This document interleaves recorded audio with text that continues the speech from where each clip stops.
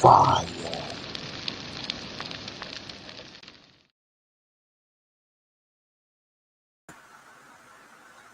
What's good, everybody? Welcome to the fire. Welcome to the flame. That TFTV is back with another fire flame meltdown. Make sure y'all hit that like button, stomp, step, and stand all over that notification bell. And if you're in the fire starter, hawker, walker, or stalker yet, what you waiting on? Come over here and subscribe, because we stomp, step, and stand on real morals and traditional principalities, man. What's good with y'all tonight, yo? What's up with my fire starter, Zach? Up in here, man. Are y'all ready tonight? We gonna do it one more time, all right? How they say it down in the South, we gonna do it one more again. We gonna do it one more again, y'all, all right? Because I told y'all, it's so much to this situation, and now we in deep cover now, y'all. Hit the like button. We in deep cover now. That's right. We in deep cover. If y'all thought y'all could swim, huh? If y'all thought y'all could swim, it ain't gonna be, okay? An air tank, a life preserver, a life jacket, not even a motherfucking lifesaver that can save you from these deep waters tonight. And I can promise y'all that. All right, hit that like button, man. Shout out to everybody up in here, man, because what we about to drop tonight, man, okay, just like the title say, don't we do it every time? Don't we do it every time?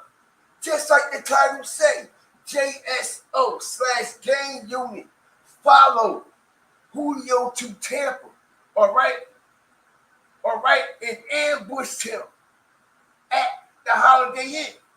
Shout out to everybody up in here. I appreciate y'all. Also, you see down at the bottom of the banner, man. Okay? JSO/gang unit use a Stingray,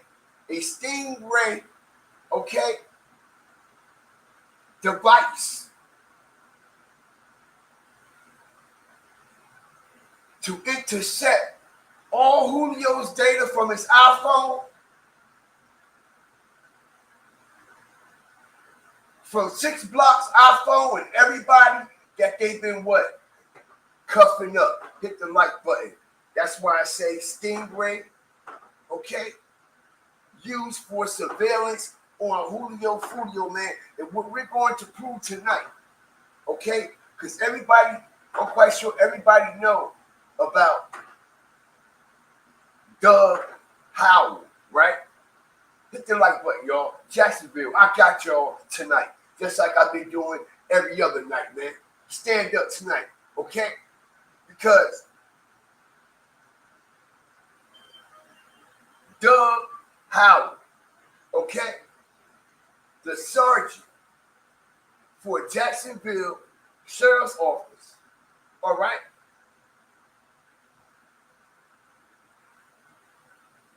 Has been under investigation for a while, okay? Not only has he been under investigation for a while, man, they're using some very, very dirty tactics down here in Jacksonville, okay, to convict people of crimes that they didn't even do. That's right. And not only that, this same sheriff and these same particular units in and around Jacksonville, okay, local authorities, that is,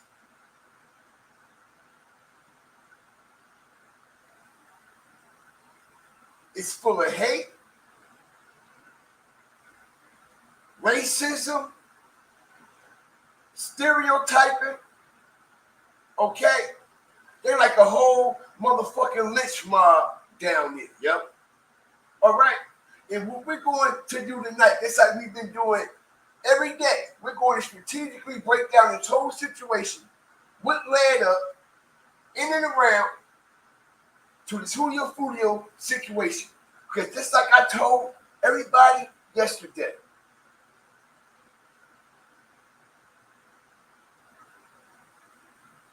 I honestly believe, smash that like button, yo. I honestly believe, okay, and we're going to prove it.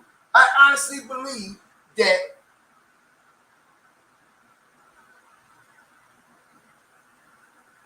the police possibly knocked down Julio, all right, and this explains the cover up that is also going on.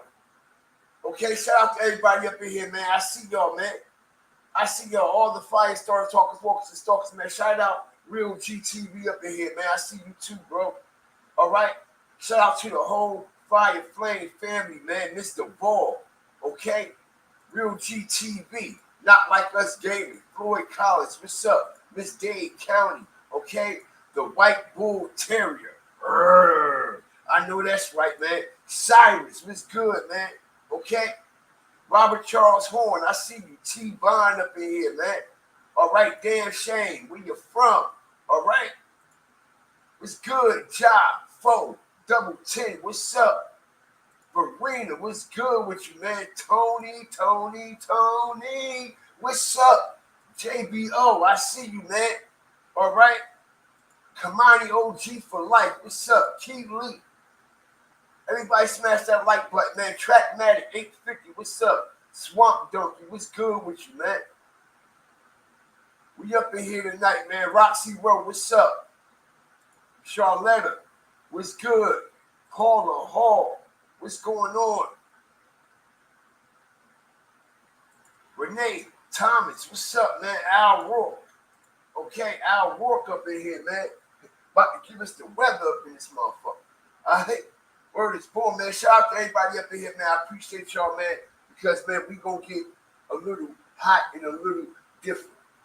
Now, like I said, as we started to dive a little bit deeper and get a little bit more closer, okay, to certain things that just not making sense at all, right? But we making real life matters make real life sense. We know that shit that they've been telling us don't make no type of sense at all. All right? No matter who telling you, far as the authorities go. All right? Far as the authorities go. Now, last night with GFTV and the Fire Starters did, right? Okay, we went to another level and we started exposing things as far as what's going on with the lawyer and how he felt about certain situations and how he felt about how these rappers in Jacksonville is being targeted by the same Jacksonville Sheriff's Office that we are going to expose tonight. Not only that, man, by the same Jacksonville Sheriff's Office, Sheriff's Department, whatever the fuck you want to call it, okay, has had it out for Julio for the longest. Okay, for the longest. Not only that, man, we are going to prove so much tonight. We're going to get so deep in depth, okay, as I take y'all back to the drawing board once again, okay?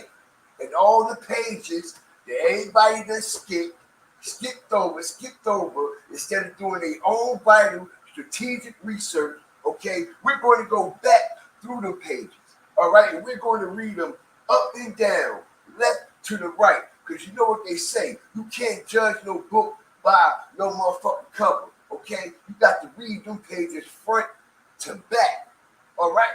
And that's exactly what we're going to do here tonight. So with that being said, man, let's just get this shit started. Shout out to everybody up in here, man, okay? Appreciate y'all. Let me put this artwork up here. Y'all know I got the exclusive artwork, man, all right? We ain't coming over here empty-handed, man. All right? Shout out to everybody up in here, man, because we're going to be lit tonight. And like I said,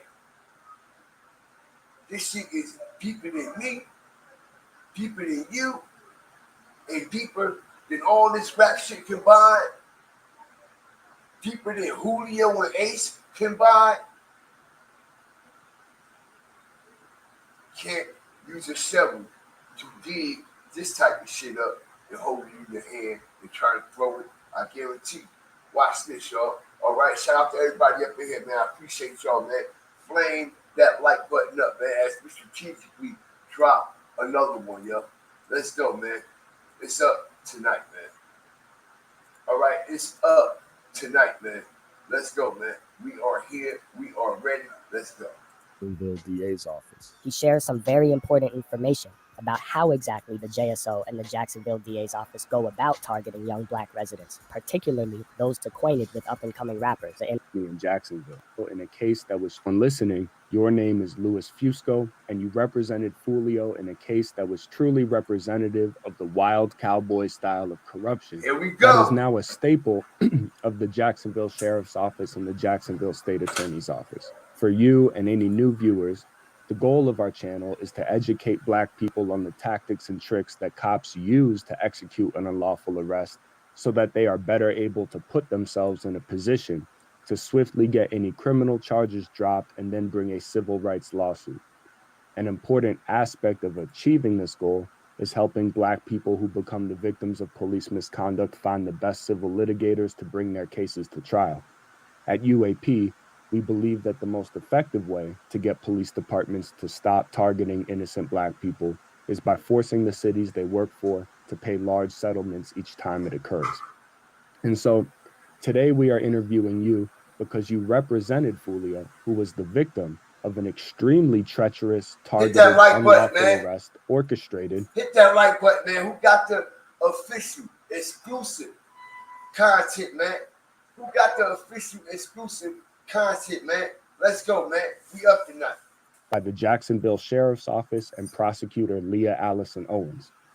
Our viewers who have seen episodes 3 and 3.5 of How Rappers Get So Unlucky already know that Julio was arrested on charges of fleeing from a traffic stop and tampering with evidence, even though it's abundantly clear from all of the footage of the arrest that Julio didn't do either of those things.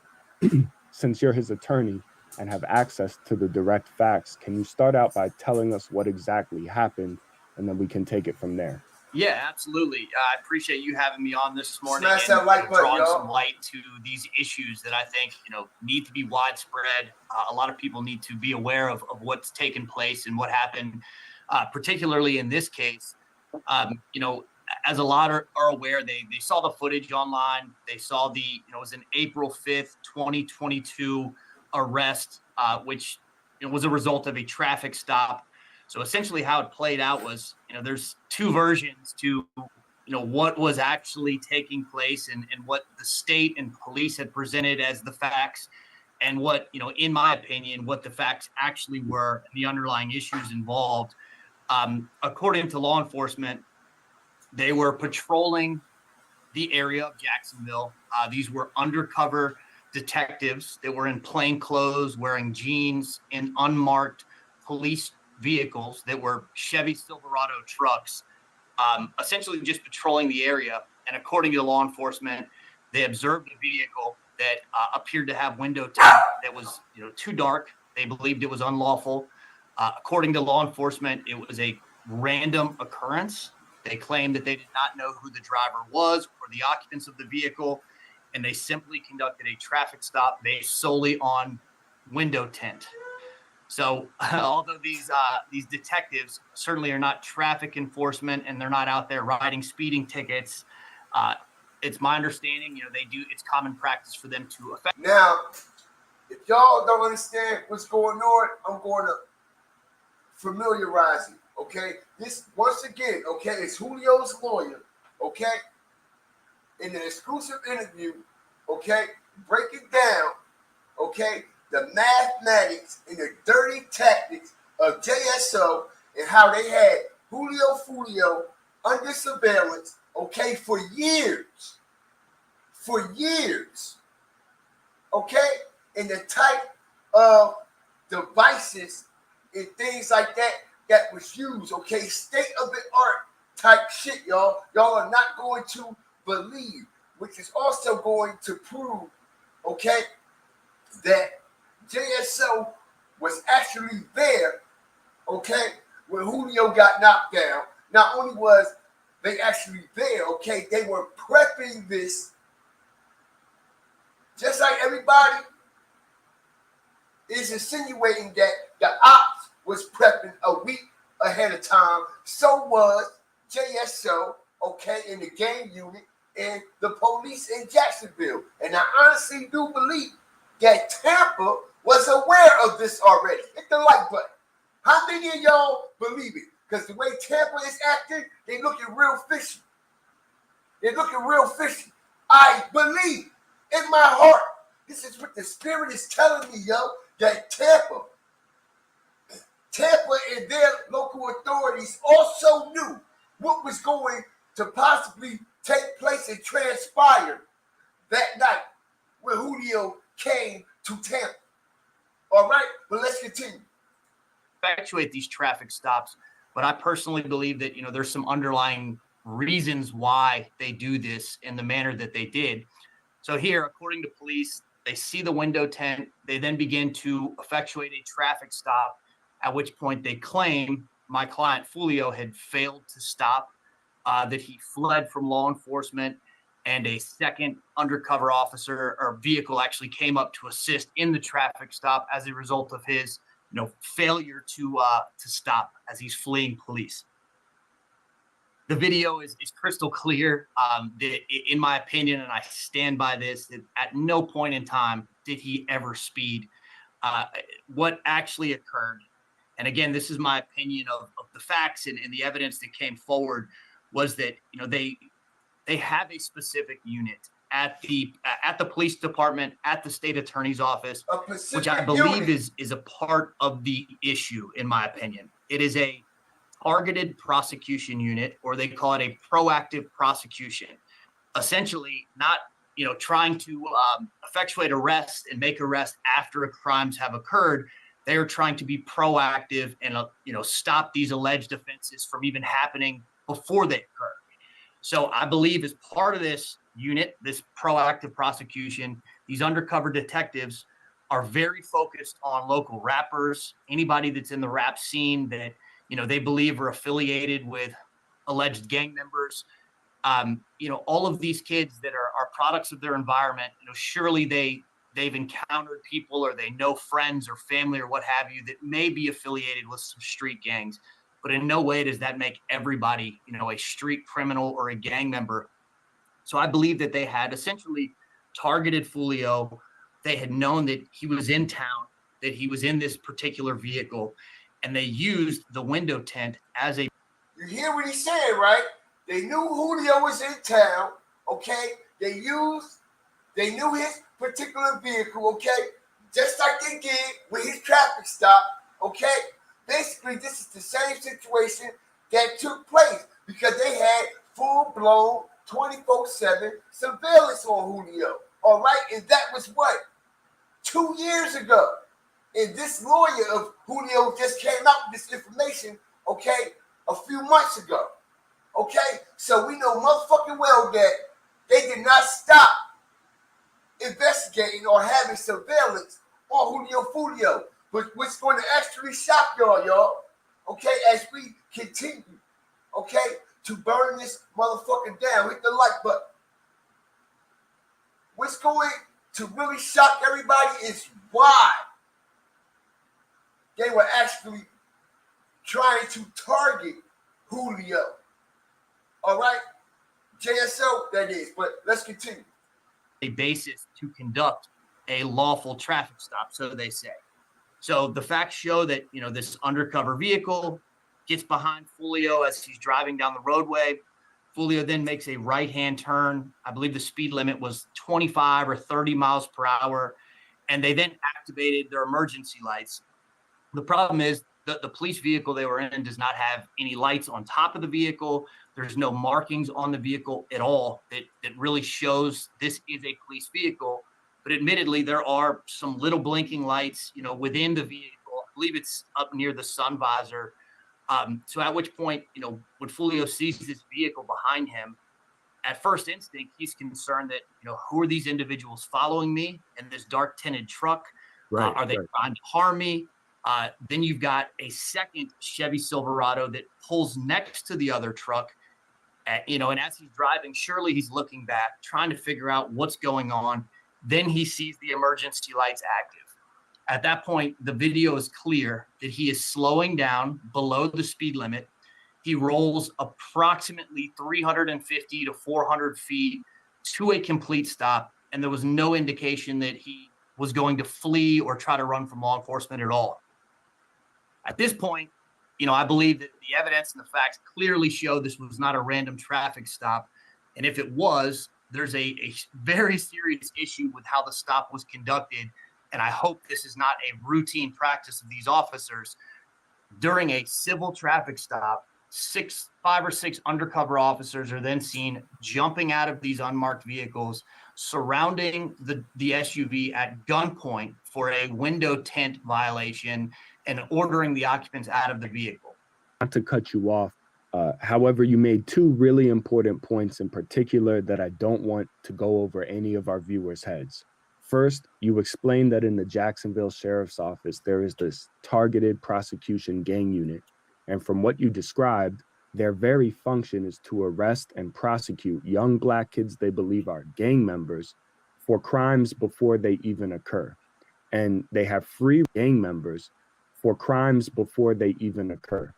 And they have free reign to investigate and target young Black kids who have not committed crimes. Y'all see this, right? This is the same prosecutor that was at the scene, okay? And this is the same prosecutor that handles majority of these cases that's going on and is actually behind the majority of the convictions that's been going on in Jacksonville as far as these gangs and all this other shit that's going on. But peep the game, as it says what?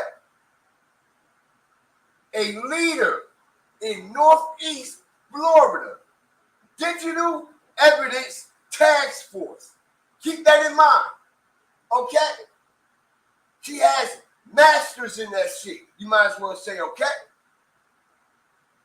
Leader of Northeast Florida Digital Evidence Task Force. Do y'all understand what this means?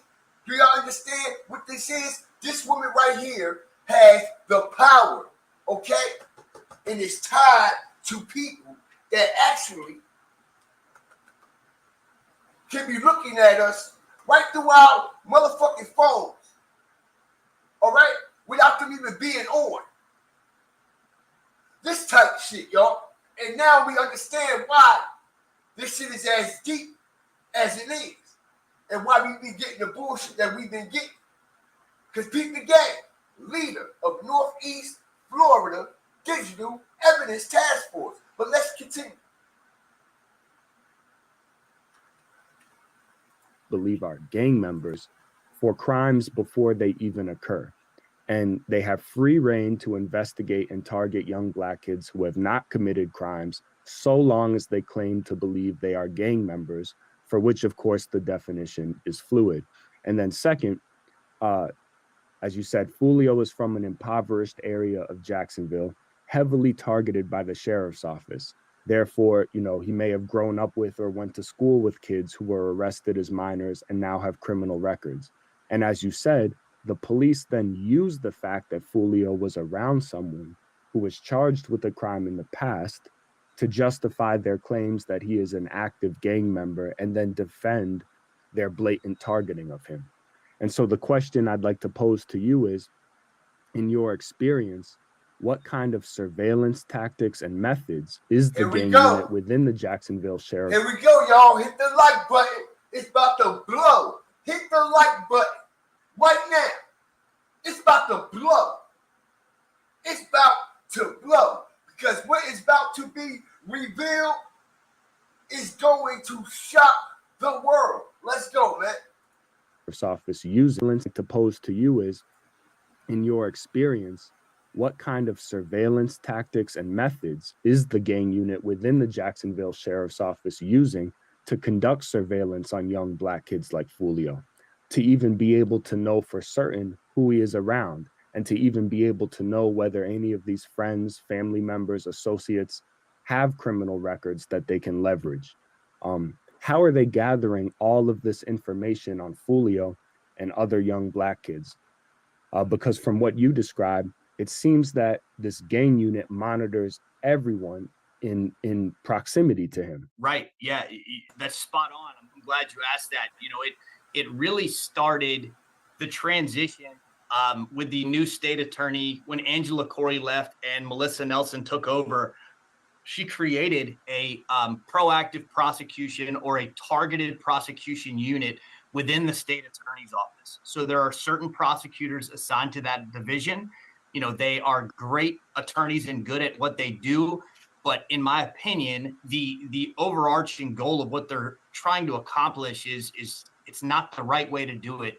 They're casting very large nets and targeting individuals who they believe are either gang members or issues or problems in society, and putting a lot of resources into watching and following their every move.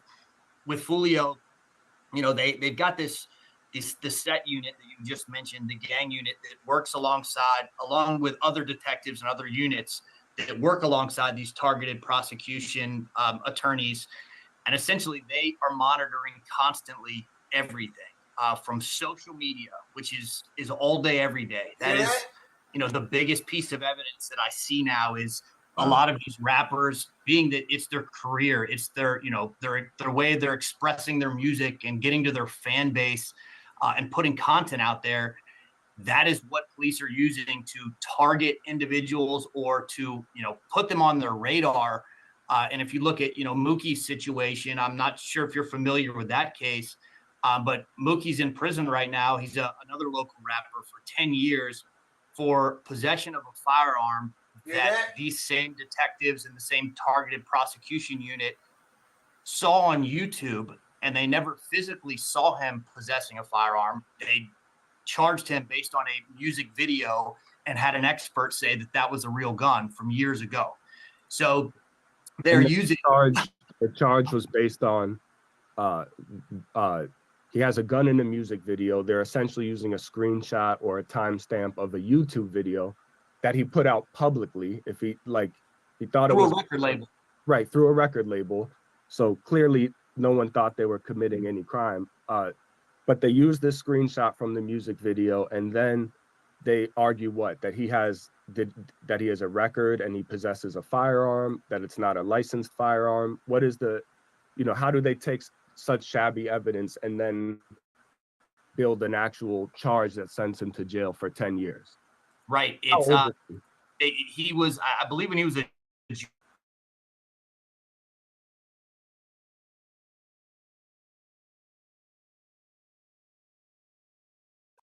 so, law enforcement, same unit, targeting these individuals and watching their social media, watching their YouTube, sees that his record label, he's getting a lot of traction with his music, and they see that he posts music video after music video, freedom of expression, expressing and making music about the things that he's seen and he's grown up around, and they essentially use that music video and the videographer who shot it to get evidence and to prove when the video was shot.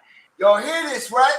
So all y'all rappers out there, as I strategically put y'all on game, right after y'all shoot y'all so-called guerrilla videos all in the hood and shit, guess who they gonna snatch up first without y'all even knowing?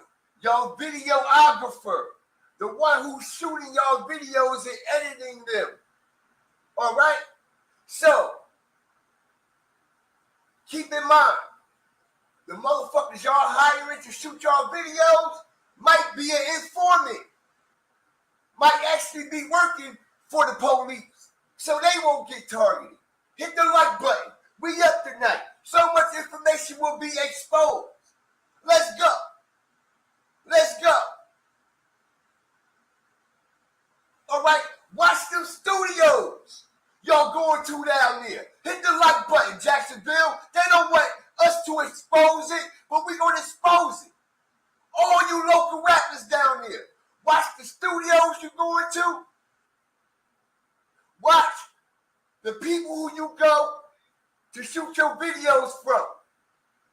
Because when you're not there, you best believe the gang unit in JSO is there. All right? and they are threatening them, targeting them to get to y'all. Hit the like button. Now it makes a whole lot of sense. Okay? Maybe how certain people, okay, be getting their loads dropped. Hit the like button. Maybe it's starting to make a little bit more sense. Okay? When certain rappers leave the studio, or when they at the studio, or get ready to meet up at the studio, some wild shit happen. Okay? Either on the way, or at the studio, or coming from the studio. Pay attention as I continue to drop another bomb. Watch again who you all are getting to shoot these videos.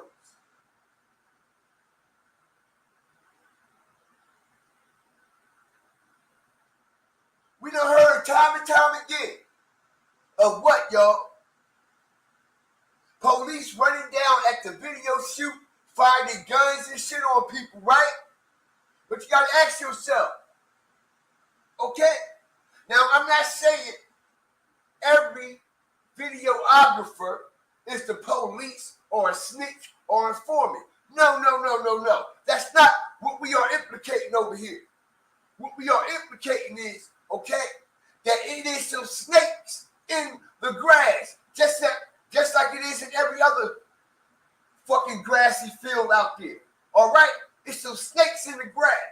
And we got this lawyer right here telling us in our face, Julio's lawyer at that, because he dealt with many other cases. Okay?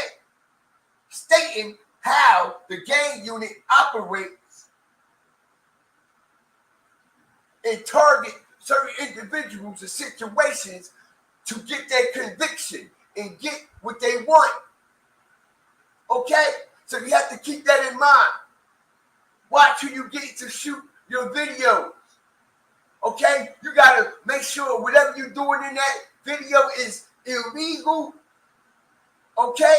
And the person that's shooting it, they can stand tall on that shit. They can stand tall on that shit. When y'all doing things in private around certain videographers and shit like that, you see, y'all got to watch how y'all move. Okay? And it's something that y'all might not want to hear. Okay? And might not want to believe. But it's right here in your face. It's right here in your face. But anyway, let's continue, man. And then they get an expert to watch the video and to think about the things that he's seen and he's grown up around. And they essentially use that music video and the videographer who shot it to get evidence and to prove when the they go get the videographer. You hear this, right? Video was shot. And then they get an expert to watch the video and to say that firearm on the video is in fact a gun and he legally can't possess it. And he is in prison for 10 years right now. You see that? For a music video and no firearm. You hear this, right? Was ever found on his person. No firearm was ever found on his person, but the videographer put his ass away by telling the police and verifying it and making a statement on it that them guns were real. Pay attention, y'all. Smash that like button. Let's continue to get this awareness out and bring people up in here. All right, because right now, in this day and age, we don't have the record labels shooting the video. You got a regular motherfucker off the motherfucking street with a motherfucking camera that done started an Instagram, okay? And over the years, they built up credibility and a resume of shooting videos. Like we see so many of these drill artists had on the scene and shooting their videos. Okay, because all you need is just a camera, and that's it. Ain't nothing to it. And at the end of the day, these videographers ain't got label money to back them. Understand this. So when the police come at them and they already got some illegal shit going on, they gonna fall, they gonna break, they gonna crack. They gonna crack. All they gotta do is catch the videographer slipping. Or he might got some legal shit going on. And we all see how Jacksonville played dirty, right? Okay? This shit is documented. This shit is documented. But let's continue, man, because we're going to expose some more. Just like I promised, man, the surveillance devices that they use, it's off the chain. It's off the chain. Watch this. Let's go, man. Smash that like button, y'all. Let's continue. So that goes to show you that's how, targeted these officers in the state is literally looking at these individuals.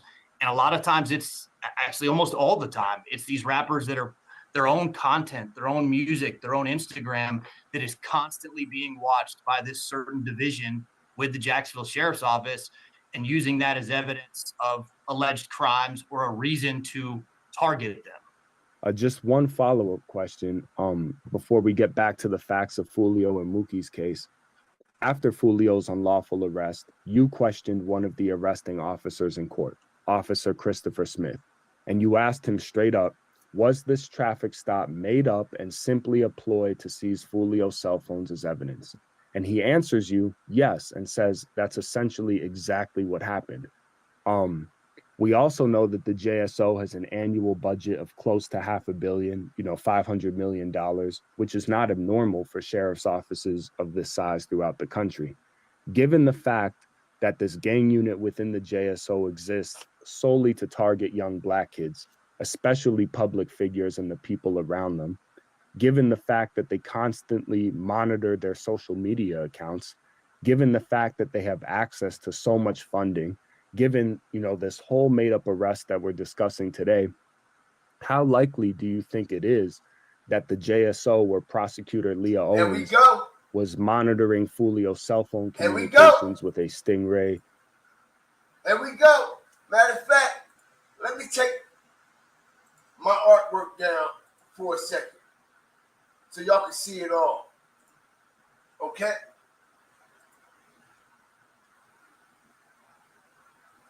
You see this, right? Okay? Listen, you don't even need to be using the phone. You see this, right?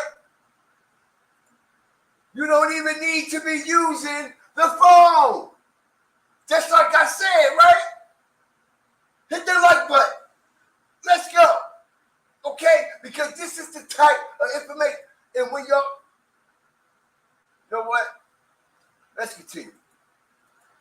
Or how likely do you think it is that the JSO, where Prosecutor Leah Owens was monitoring Julio's cell phone communications with a Stingray or a hailstorm machine? I mean, she's a self-proclaimed expert in digital surveillance, and almost every police department in America has a Stingray or hailstorm machine at this point. So do you think a Stingray or hailstorm was used? Y'all see this, right? Okay? So this is one of the devices. Just one of the devices that was used and is still being used, okay, to do surveillance on Julio. Okay? And this specific device is called a Stingray. Okay? And just like the lawyer and dude saying up there, you ain't even got to be using the phone. Smash that like button. This type of device can look at your ass when your phone is down on the motherfucker. It ain't got to be on or none of that shit. It can hear everything and it can see everything. Okay? And like I said, it don't surprise me that old girl, the prosecutor, the prosecutor is an expert in this shit. She's an expert in surveillance, in digital evidence technology. Okay? This is the type of machine that they can use to tap into frequencies, yo. Understand how deep this shit is. And when I say tap into frequencies, you can turn your radio on in your motherfucking car, nigga. That type of technology. You ain't even got to have a phone on you. On my mama. You can turn any device on around you. As long as it has a speaker, it's up. You can turn the radio on in your motherfucking car. And this specific device tap into that frequency and hear everything that's going on inside your car.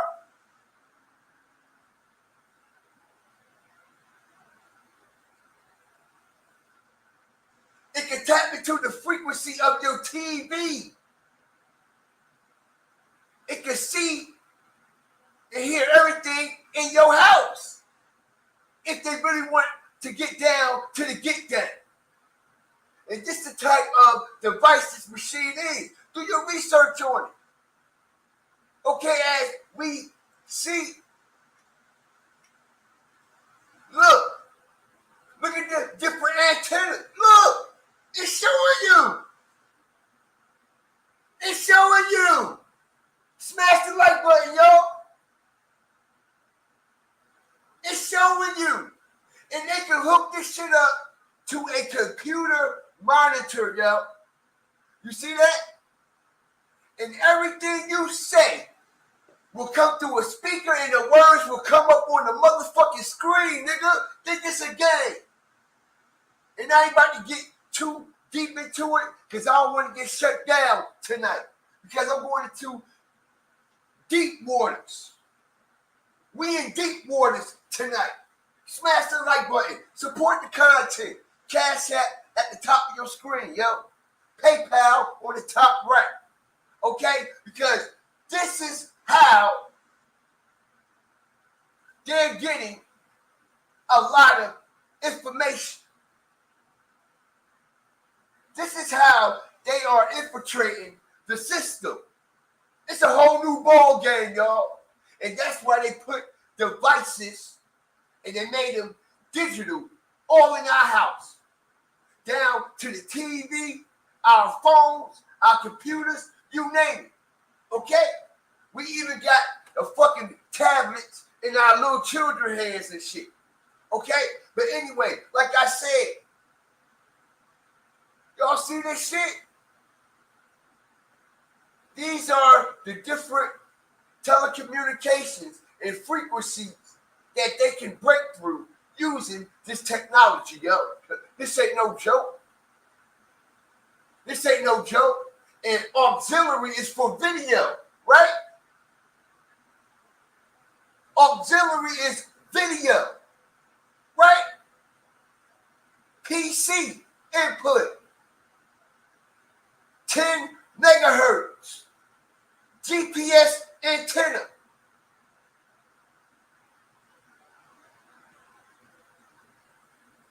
Smash that like button, y'all. I appreciate everybody that's up in here. Because the whole time, Julio riding in his Durango, this is how they got to him.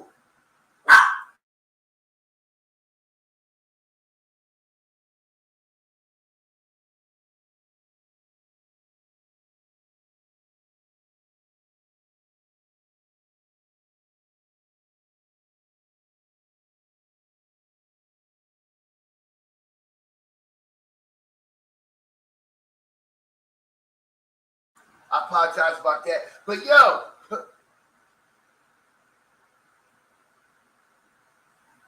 he riding. They see and know everything he doing. Not to mention, his Durango had 4 cameras on it, right? Hit the like button. His Durango had 4 cameras on it. Right or wrong? Right. Durango had 4 cameras on it. They tapped into all them shit.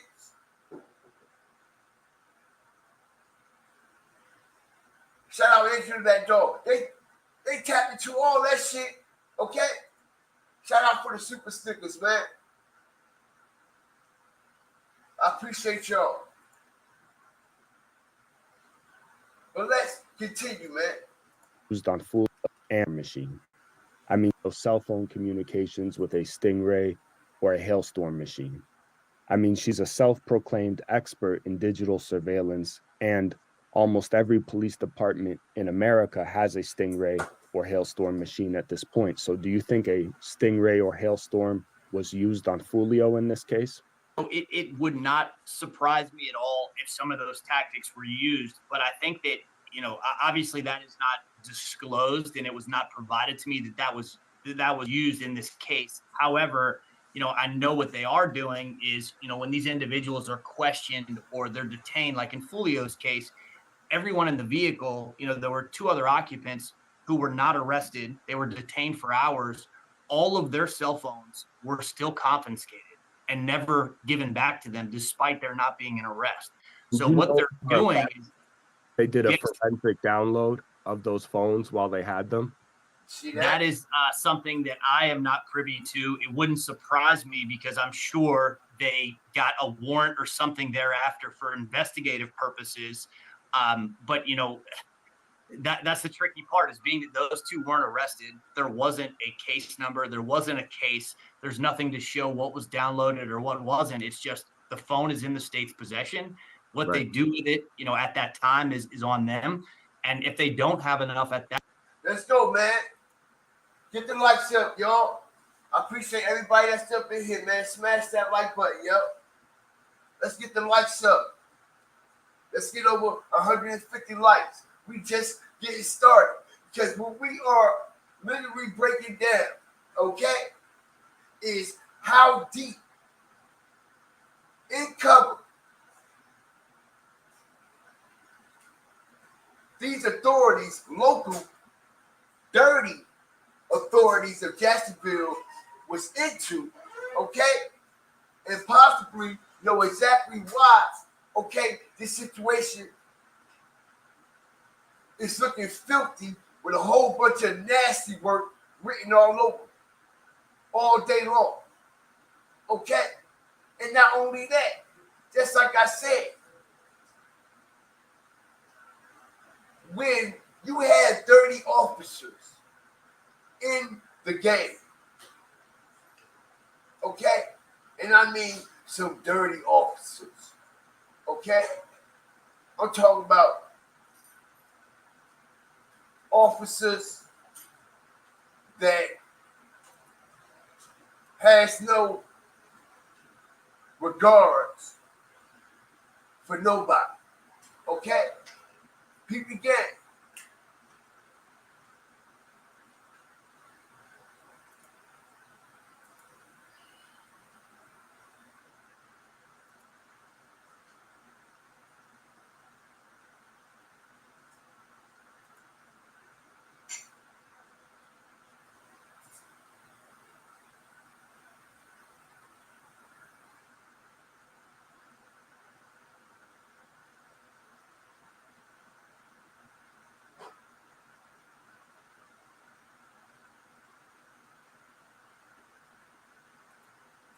that point, they still have the phone.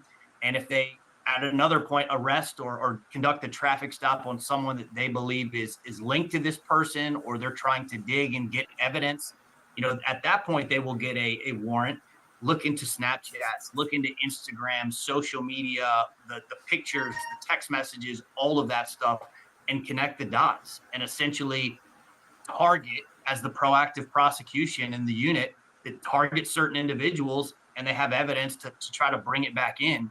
And the big concern is, what are they going to try to use? I mean, if you look at Young Thug's case in Atlanta, all the YSL guys, RICO is a big thing, and it wouldn't surprise me if a lot of this evidence is eventually used in a potential RICO prosecution, in Jacksonville, targeting a lot of these rappers.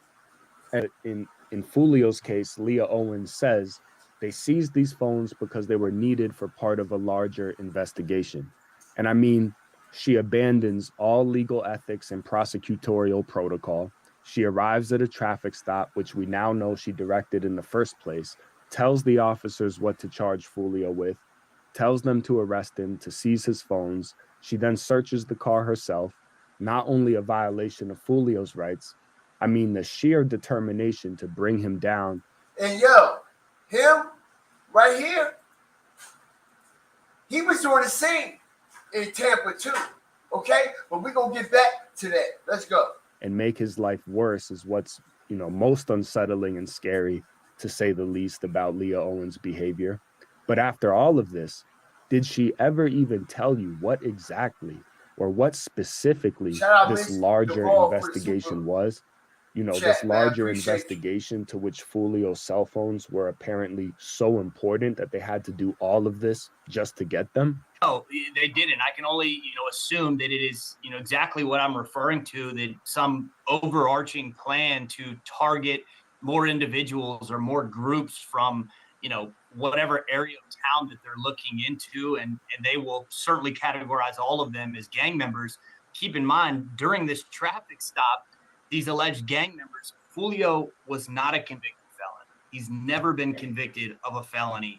He legally was able to possess a firearm because he has a concealed weapon permit, and you can only possess one of those if you obviously apply, and there's a background check and everything that, and you're essentially getting dug into pretty deep to have the ability to possess a firearm. So there was nothing in the vehicle that was illegal at all, period, no matter how hard they looked. So they essentially ended up coming up with, something that was, in my opinion, non-existent. He didn't flee, so they could look into whatever overarching investigation that they're trying to get information on. I don't know what that is, but that's the problem. It's a very slippery slope, and when you cast a net that wide and you're targeting an individual and trying to look into everything, there's a lot of tunnel vision going on, and it's really troubling, to say the least. And so Julio is arrested at gunpoint, manhandled, handcuffed. Okay, so this is the same tactical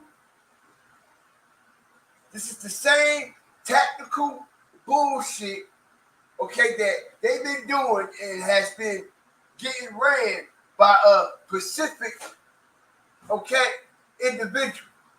And like I said, man, Doug Howard, all right, is known for his bullshit. Doug Howard, is known for doing dirty work. Just like the lawyer just said, they were placing people under arrest and charging them with crimes before they even happened. But peep the game.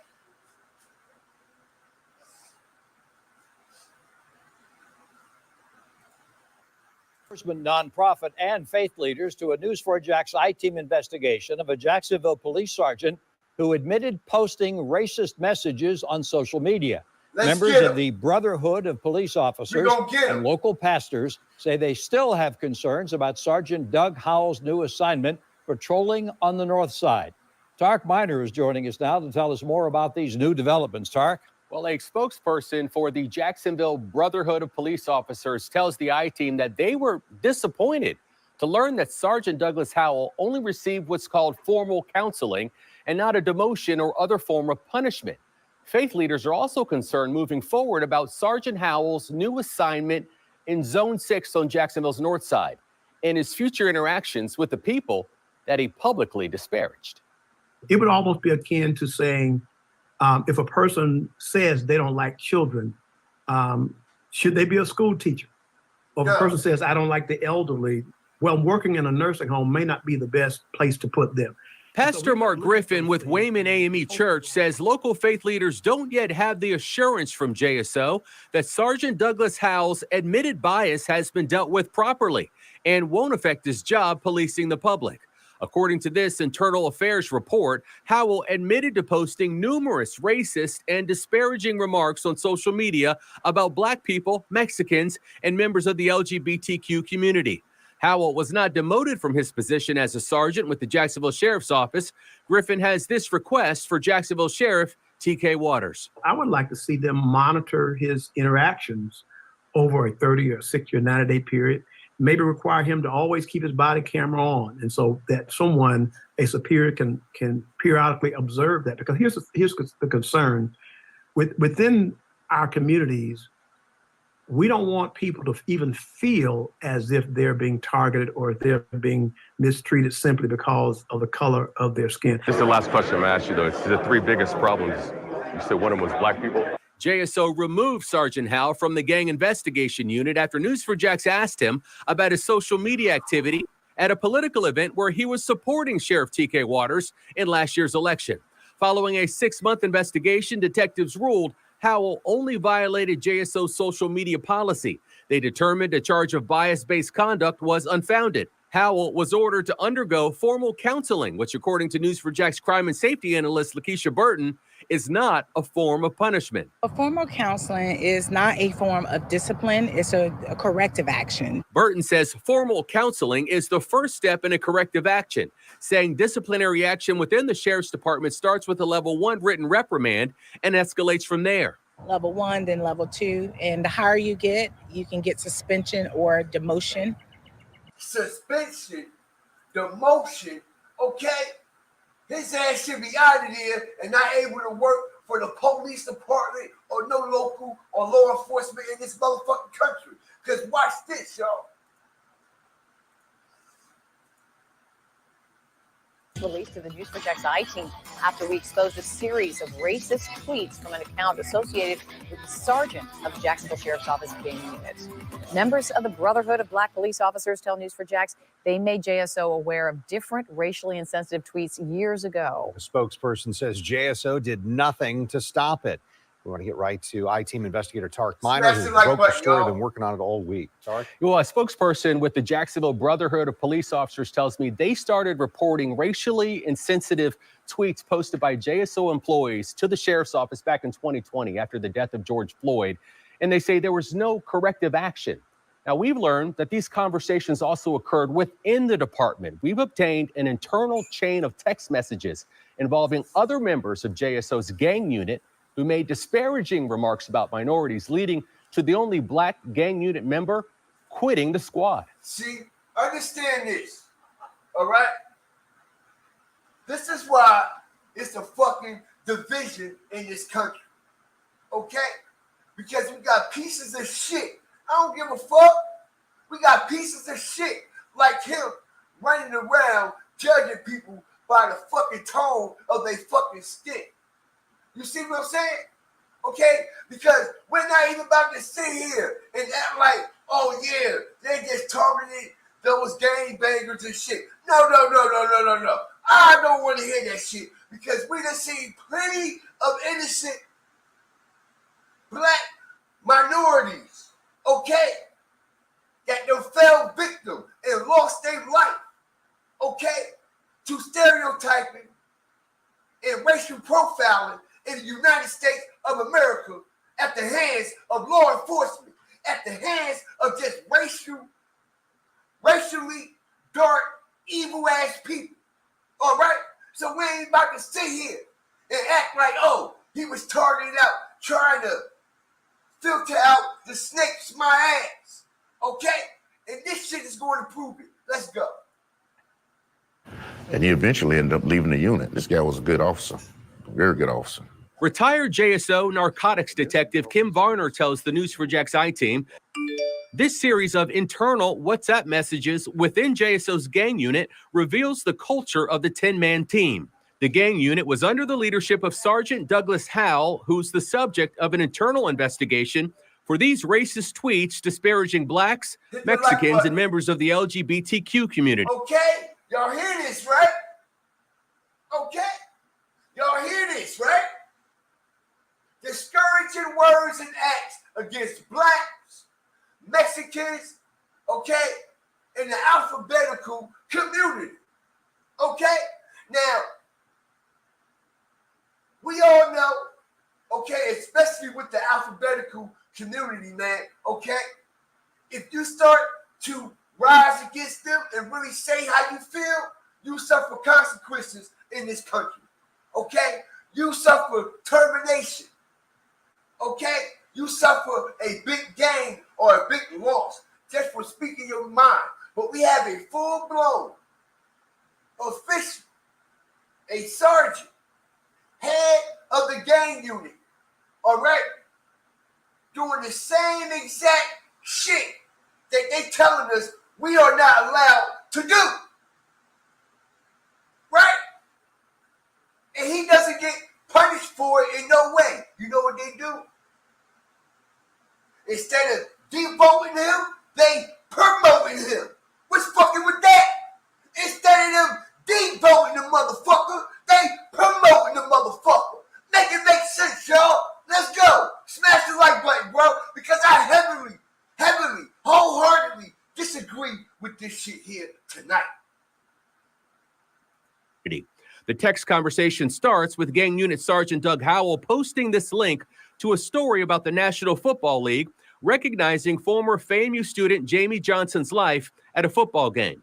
The state attorney's office ruled Johnson was killed in a justifiable shooting by gang unit member Jose Garriga, who writes the following on the thread. Why are they recognizing that clown, he states. Sergeant Douglas Howell responds, they are so far outside of reality, ignorance in its purest form. Officer Garriga replies, goes to show no matter how wrong they are, they still will be recognized just because they were black. It's then that the only African-American officer on the gang unit replies saying, the shooting with Jamie Johnson was justified. However, for you to make a specific comment saying that just because a person is black, that people feel sorry for them, I feel like that was completely out of line and I find it offensive. We all have our opinions and that's cool, but I'm not going to take the indirect disrespect. If you want to talk about these situations, then I ask that you do it without me. When he read those inner squad. Did y'all hear that? Okay? All right, the only black officer on the force that had the guts, okay?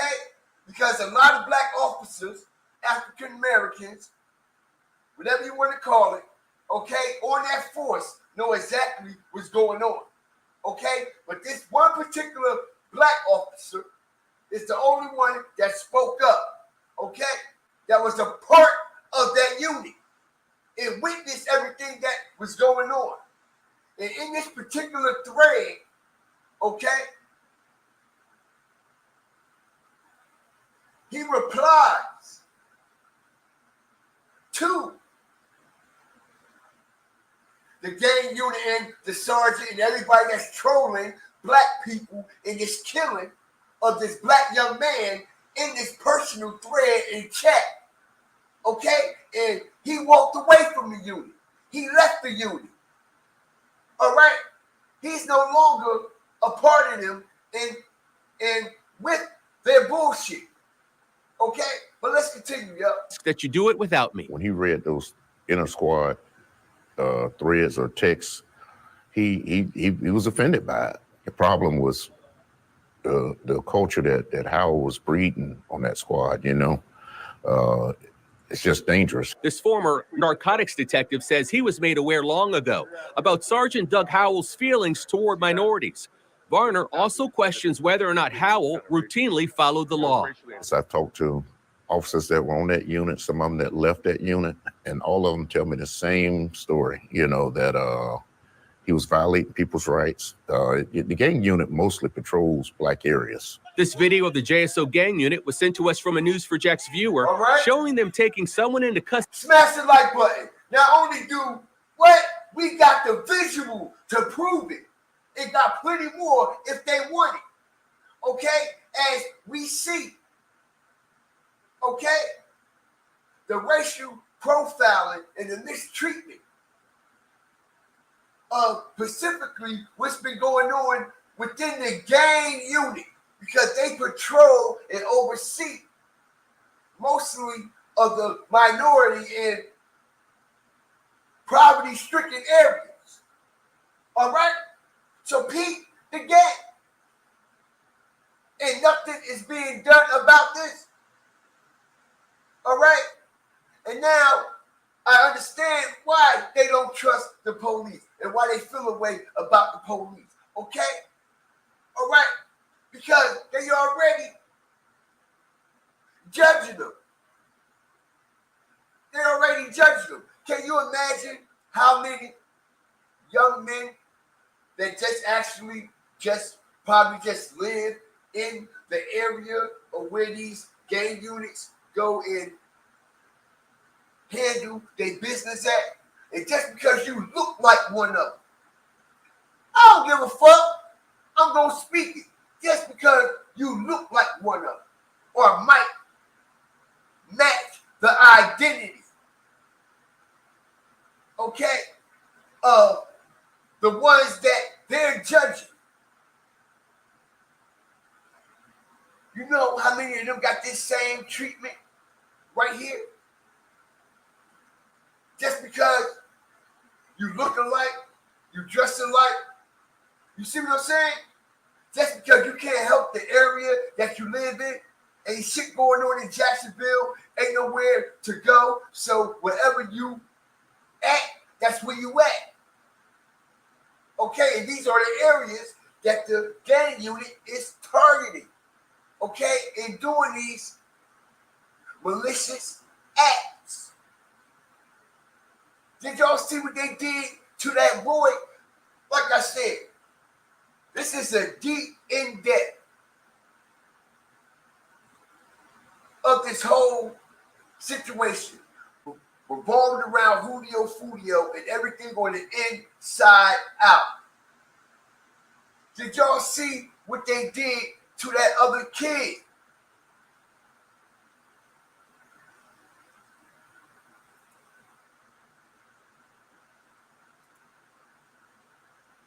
I'm quite sure Jacksonville is familiar with it.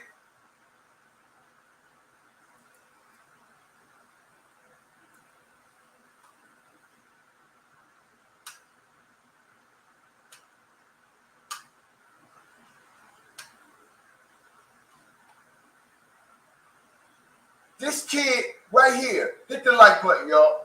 Y'all know I'm on my shit, right? Okay? Y'all know I'm on my shit, right?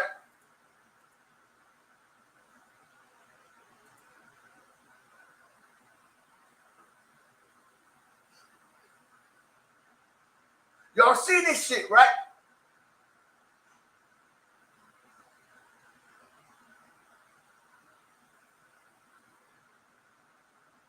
Jacksonville, everybody that's up in here viewing, smash that like button. Don't nobody deserve to get beat down like that, yo. I don't give a fuck. Y'all got guns. Y'all knocked the man out his motherfucking shoes, yo. All them police. What could this boy, what could this man possibly do for y'all to beat him like that? Smash the like button, yo. As we cover this whole situation deep in depth.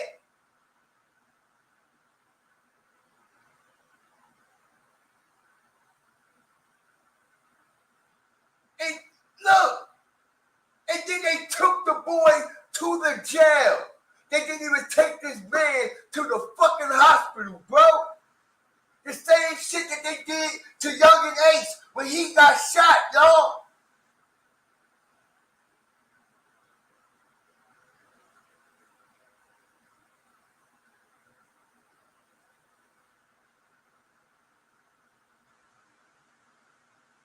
This is crazy. This is ridiculous. And this is what's going on down there in Jacksonville too. But all they talk about is all the gang shit, right? And all the shooting and killings that these gangs is allegedly doing. So, you know, that's their way. That's their justification for doing shit like this.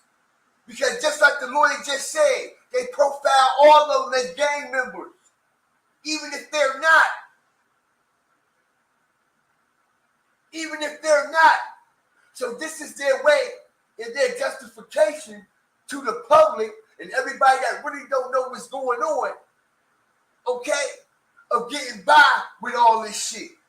And people are like, oh yeah, just another gang member that's killing people. No. That is not always the fucking case, man.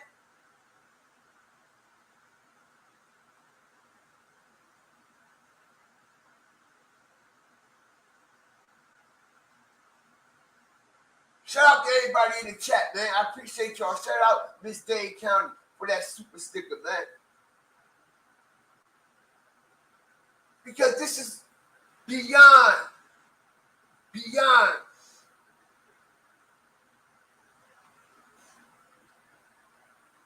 the law. This is beyond the law, above the law, and below the law.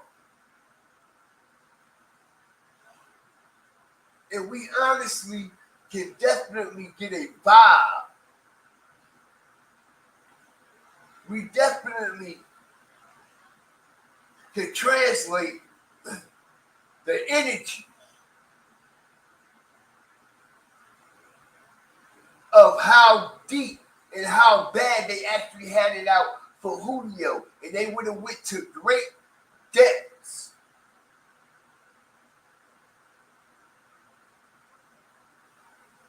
to possibly pull this off. Now, a lot of people might not agree with what I'm saying. Some people do, some people don't. Hey, it has to be told. It has to be told. We ain't ruling nothing out. We ain't ruling nothing out. Okay? And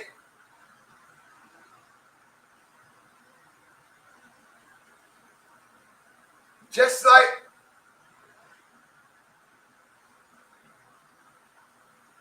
Julio lawyer had a problem with it, okay?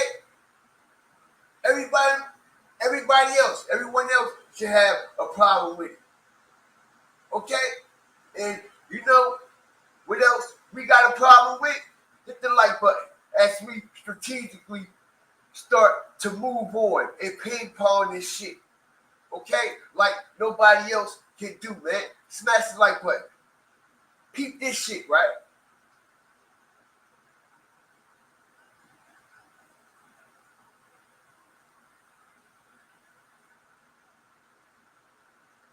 I appreciate everybody that's up in here, man. Okay? Because how long have we been saying over here that we know for a fact that the police was on the scene? Now we actually can add more credibility that when Julio lost his life that night, that the police had full-blown surveillance on Julio, okay? Had full-blown surveillance on Julio years ago and all the way till he lost his life. The man had full-blown surveillance on him, which proved that the police watched him get knocked down and didn't do nothing about it, or the police actually was the ones who knocked Julio down. And I'm going to say this. Check it out. They were trying their hardest to convict Julio of a felony. Okay? Because by law in the state of Florida, all right, if you are a convicted felon, okay, you cannot own or possess a handgun. Okay, we about to prove that. You cannot own or possess a handgun. Not only can you not own or possess a handgun, you can't be around nobody who is carrying a handgun if you are a convicted felon. Understand what I'm saying? As I'm about to bust this shit open. You cannot be around, once you are a convicted felon, you cannot be around nobody that is possessing a gun. You can't be around guns at all. Even if the gun is registered and the person is licensed, you still can't be around them, right? Y'all hearing it from me, right?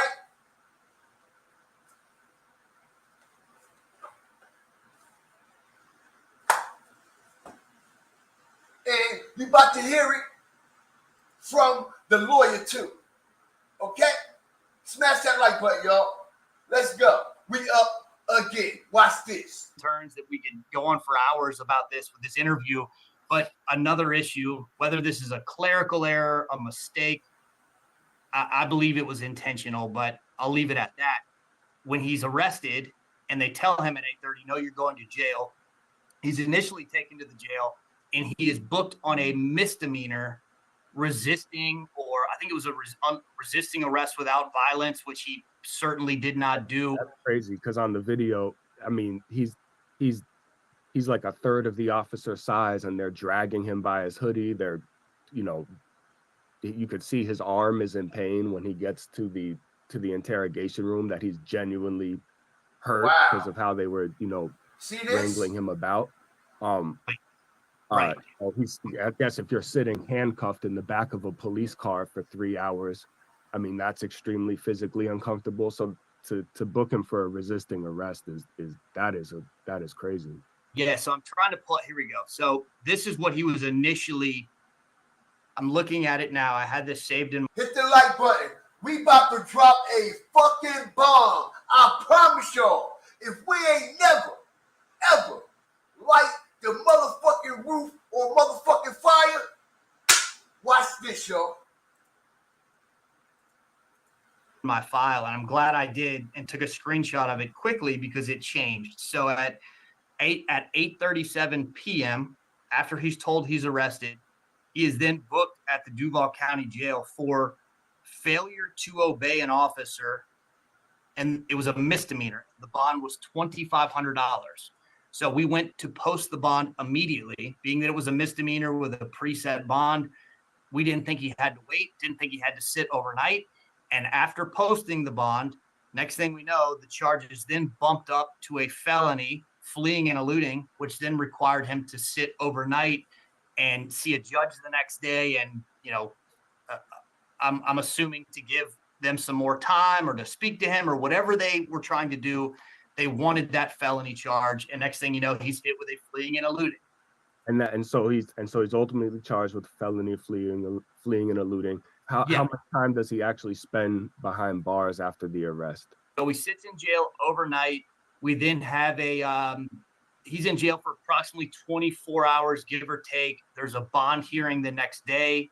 The state essentially made an offer at that point to try to resolve the case.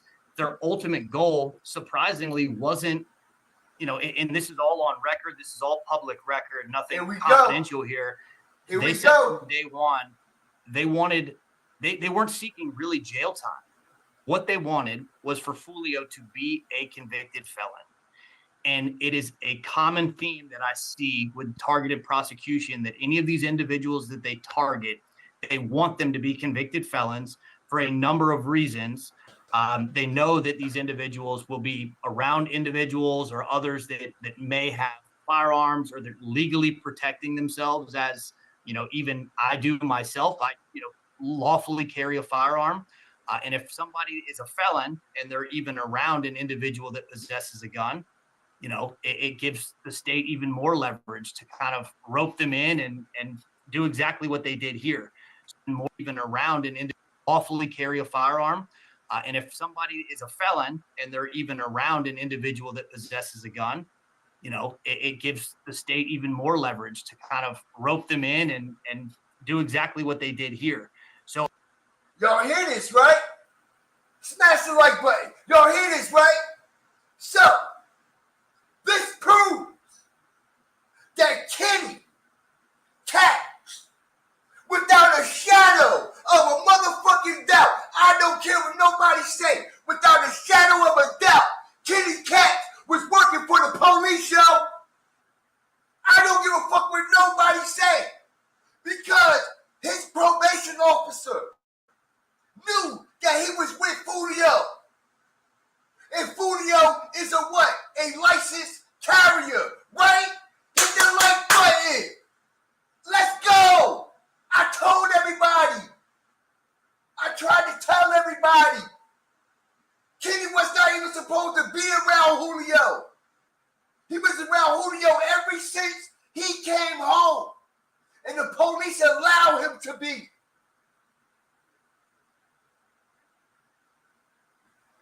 You know why?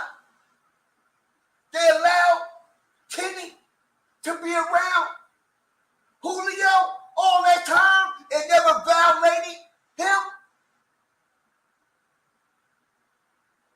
Because of that fateful night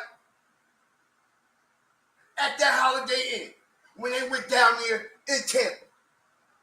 And I can promise you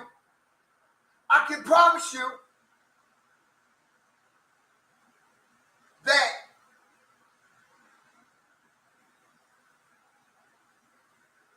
when Kenny Caps showed to that undercover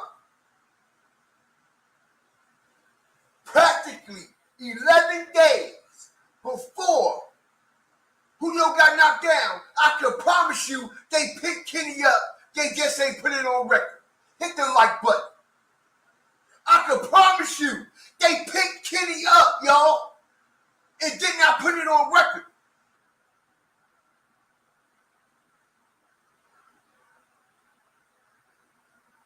And if you notice, how is Kenny getting charged just with the selling to the feds, but he ain't get charged for violation of probation when Julio got knocked out and all that gunfire and all that shit? The lawyer just said if you are a convicted felon, you can't be around no guns. Whether if it's registered or not, you can't be around nobody that's possessing a fucking handgun. And Kenny just came out of jail for what? Murder. Make it make sense. And like I said, no way in the world you just coming home for murder, bro. And your probation officer allow you to travel in and out of the state however you want, bro. Yo, you crazy as hell. No. That is not going down. And when they asked Kenny on that podcast, okay, they said, yo, that's very unusual of a PO allowing a client to travel in and out of the state the way that you're doing. Okay? You know what Kenny's response was? She understand. Nah, I mean, she understand that, this is my job. Motherfucker, job? You selling ice, nigga. You selling methamphetamine, bro. You think them people stupid? They had your ass under surveillance from the day your ass stepped out them doors, bro. Because they had Julio under surveillance. Hit the like button. Strategic drop. They had Julio under surveillance for years. So all the phone calls, all the what? FaceTimes and video calls and shit, nigga, they was tapped in all that. They already knew you was gonna come home and you was gonna lead them to the biggest fish that they've been waiting to hook, nigga.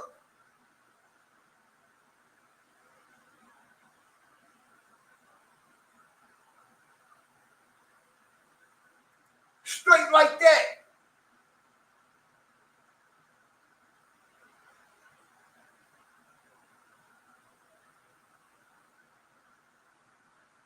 And he all on it. It ain't like he was sneaking and doing it, y'all. Kenny was all in pictures and interviews, all on IG with Julio. And you're a felon, and Julio got all them guns on him. Come on, y'all. Come on, y'all. And the police know this. Just like they know everything else. So if they wanted to bench charge Kenny for violation of probation, they would have, but they didn't. Because he was leading them to the big fish.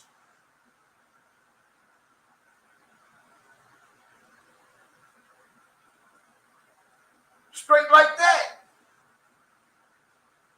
Straight like that. And yo, it's only the young and dumb ones. It's not registering. That's why they be in these motherfucking loopholes and can't get the fuck out. It's not registering to them. They think that they could do whatever they want, hit the delete button, and it's over with. They think they can tiptoe on wooden floors with nails in them.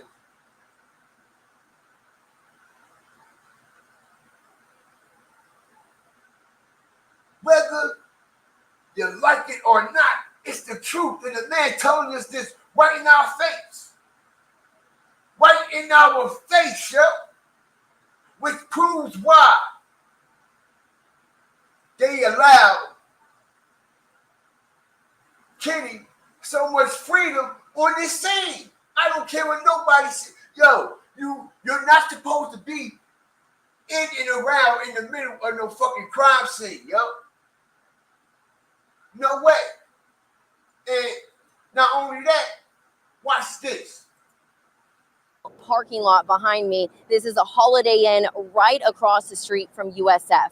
Here, 4 people were shot, and so were 2 cars. Police say they are also now a part of the investigation. A birthday celebration that took a turn for the worst. Now cars filled with bullet holes are at the center of an investigation to find out why famous rapper Julio, who just turned 26, was shot dead early this morning. At this point, it's part of the investigation, but it seems that they might have been coming here to the hotel to get a room. After a social media post from Julio said he and his friends were kicked out of an Airbnb. They found themselves at this Holiday Inn where hotel guests like Jeremiah Claypool had to be escorted to and from their rooms post gunshots. I only heard one. It woke me up, but apparently there were more than that. Police say they got the call at 4:40 this morning. Julio, whose real name is Charles Jones, was confirmed dead at the scene while 3 other shooting victims were taken to the hospital. Okay, we see one cone, right? Number 1. Remember when I was like, where are all the other cones at? And they said, we seen the ambush happen toward the back or the side of home 2, right? We see the ambush take place. That's where all the bullets was. How a cone get right here, right? Which means, okay, a shot was fired right here, right? But watch this. No one has been arrested. Okay, and she got a comb in her hand. She got a comb in her hand, getting ready to sit it down right in front of them doors at that lobby. Okay? And that's actually number 7. That's number 7, y'all. Okay? In connection to this. That's the number 7 on that cone. Smash the like button, y'all. You see, we different. Let's get a zoom up. Okay? That's the number 7. That means that is the 7th cone that has been placed on this scene, right? The 7th cone, right? How is the 7th cone getting placed at the entranceway of the Holiday Inn? Meaning, the shooter and whoever shot them motherfucking bullets or whatever, that gunman was at that door. That gunman was at that door, yo. Okay? And watch. This shooting. Look, she putting it down. Into the hospital. 1, right?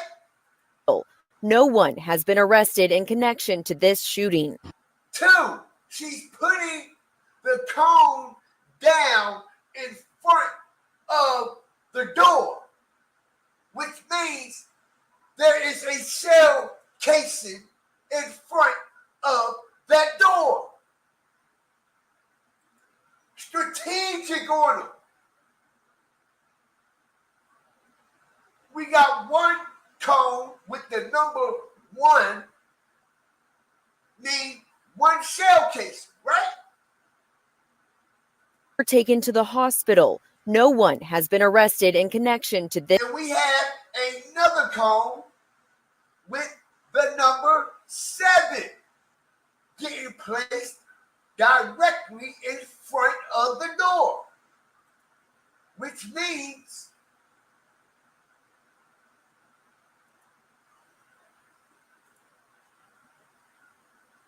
somehow, some way, a shot was fired from this door. And the shot was fired at that stop sign where Julio car came to a stop at, yo. That's why the code is sitting there. And we can definitely see another cone getting put down in front of the door. They only put cones over shots, over shell casings.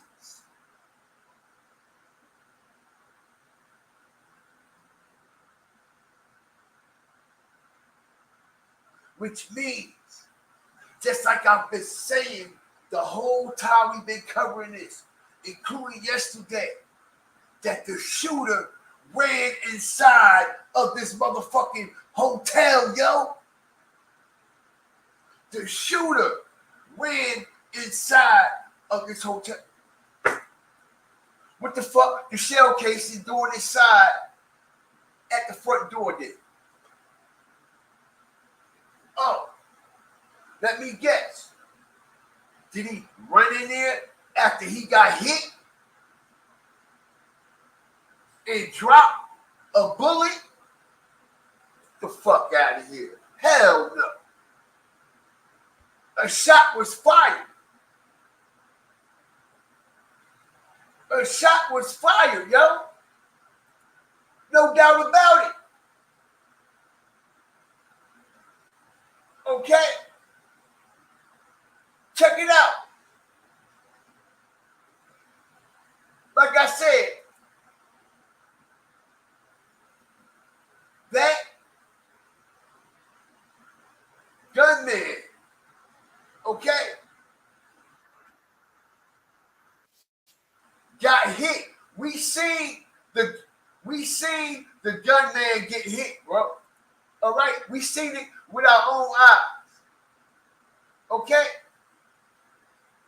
we seen it with our own eyes. Okay, that gunman got hit. Right? Let me show y'all something.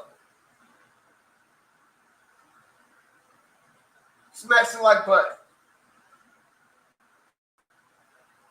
Okay? Right there. Look. Okay, so this is before they pull the carpet up in that section. Okay? Strategic order. This is before they pull the carpet. Right here in front of this door, this shooter ran right to this motherfucking room right here, yo.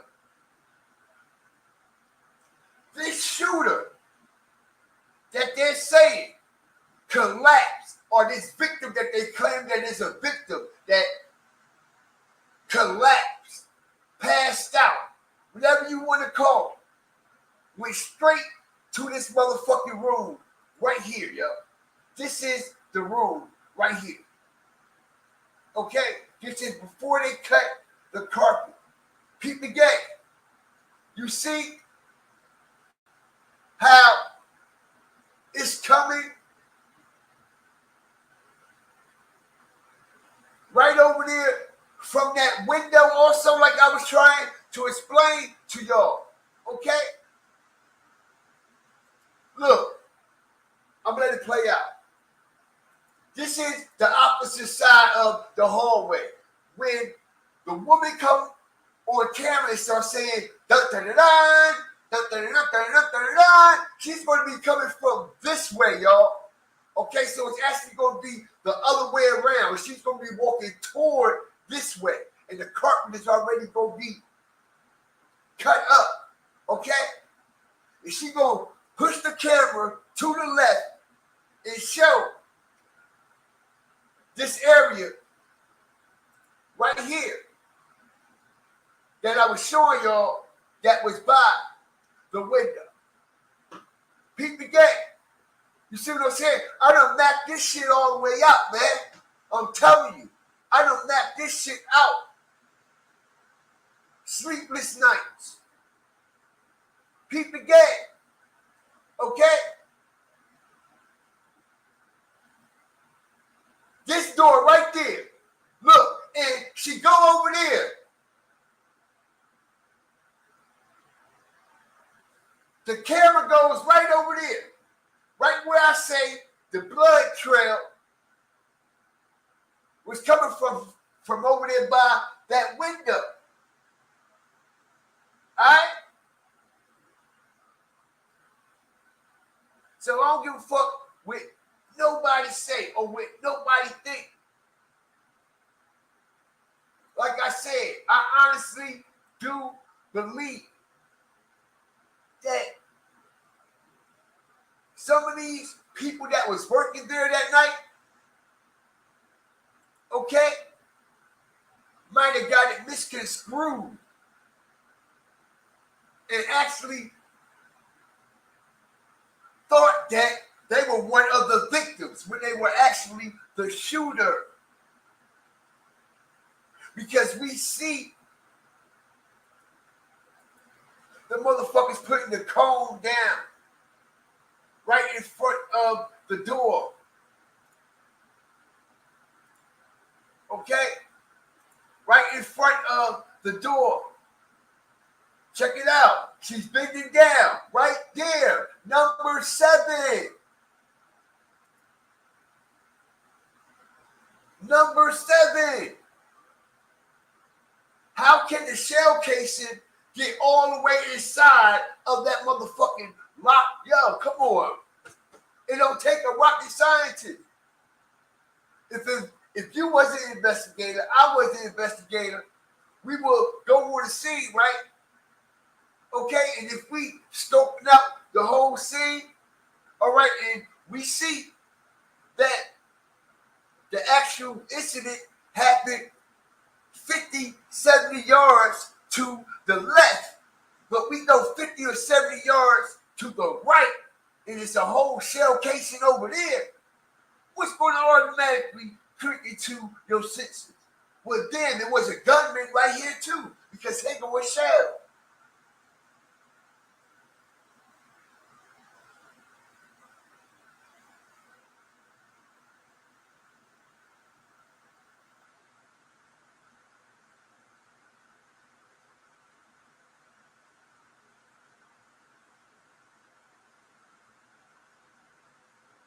It's just regular logic. And like I said, with the type of surveillance that they had on Julio, they watched this took place. They watched this situation go down, yo.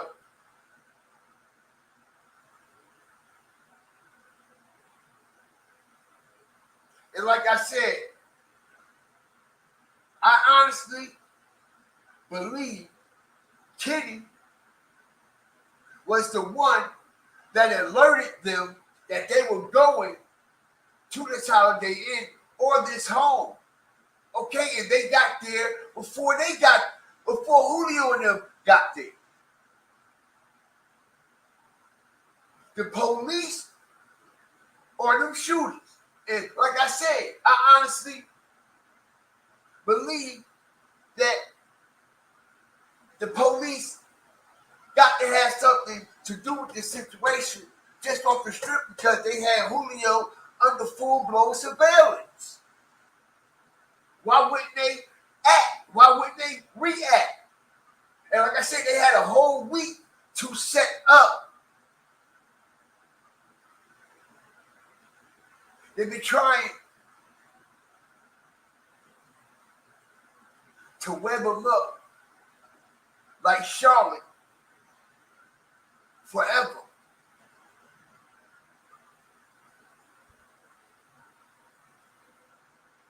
They got in place before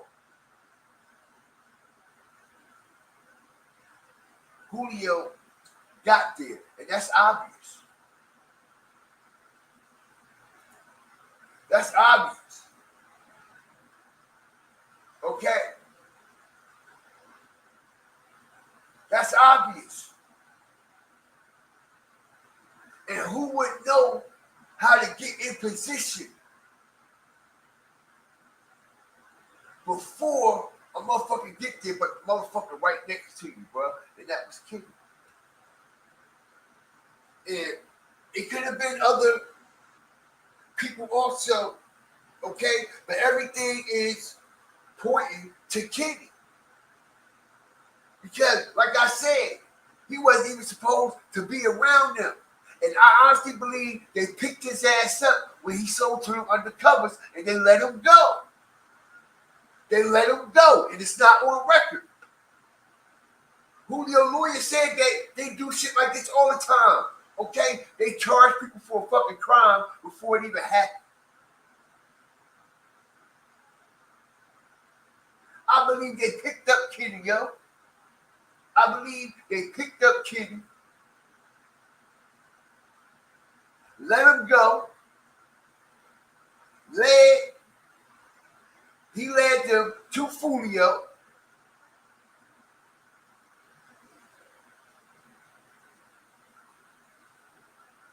they violate his probation, which still don't make sense because you caught a whole new charge. How you don't get violated, yo? Come on, y'all. How you don't get violated? Not only that you're a convicted felon around Julio, who possessed multiple guns, and you ain't supposed to be around nobody like that, and you want papers, but you caught a whole new charge and didn't get a violation? Come on. It got to be some type of cooperation here, yo. It got to be. Shout out to everybody up in here, man. I appreciate y'all, man. Stop on that like button. It got to be some type of cooperation.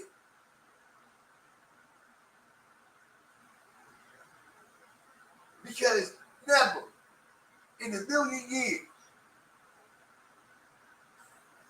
if that happened to you or me or anybody in this chat,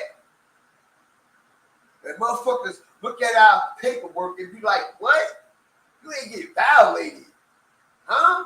And then people seeing all this weirdo shit that's adding up to a high-profile rapper, which is Kitty's buddy get knocked down. Not to mention, okay, like I told y'all, Julio paid for the defense attorney for Kitty. Listen, the police been watching this shit for a minute. For a minute.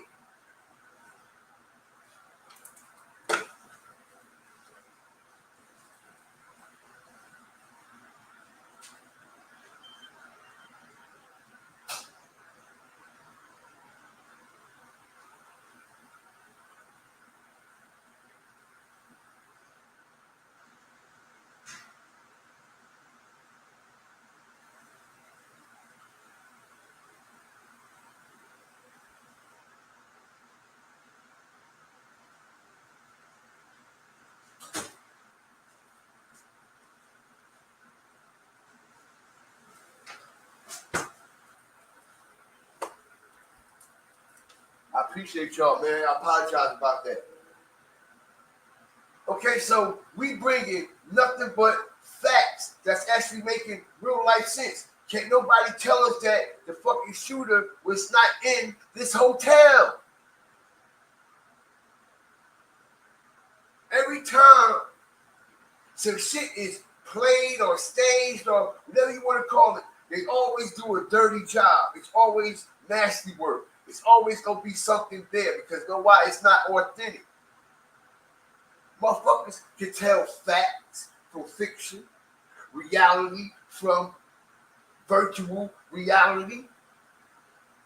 And if it's not authentic, it's just not going to add up right because it's not authentic. This is why shit not adding up. They haven't released not one report on this. Tampa, Jacksonville, none of them, which proves they are in cahoots together.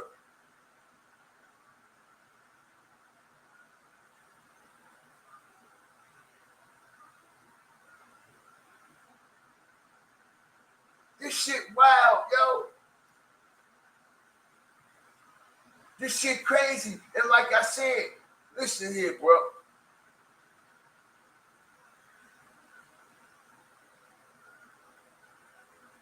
Whoever the shooters was, they were already there. They already had a room. And you have to ask yourself, well, damn, if they just got the drop when they left the club, how did they get a room so fast, right? Watch this bomb. They just left the club, so if such and such gave a drop, damn, the spot is right around the corner. How would they even, like, get a room so fast and get in position? Let me tell you how. The police can do it. The police can come straight in that hotel. FBI, feds, all of them. With no questions asked. and go and tell them, yo, we need a room right now. We're doing an investigation, blah, blah, this, blah, blah. Hey, bro, they'll be in that bitch so motherfucking fast and quick.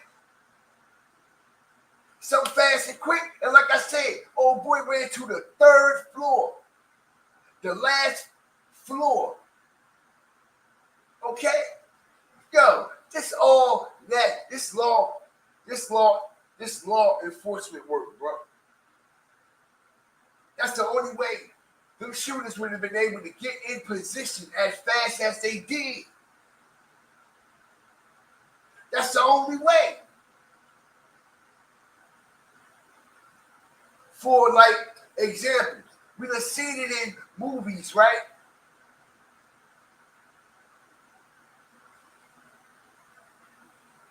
Like if the police in pursuit of somebody, okay, and push, come to shove, and they need to take a civilian's car, by law, they can take that car and tell a civilian to step out their car. This is an investigation. I need this vehicle. Same way like they could go in that hotel and say, yo, we need to set up surveillance. We need a couple of these rooms right now. No ifs, ands, or buts.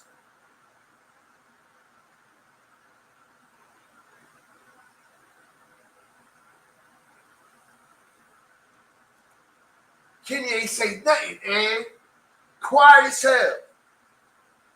Quiet as hell. Ain't say nothing.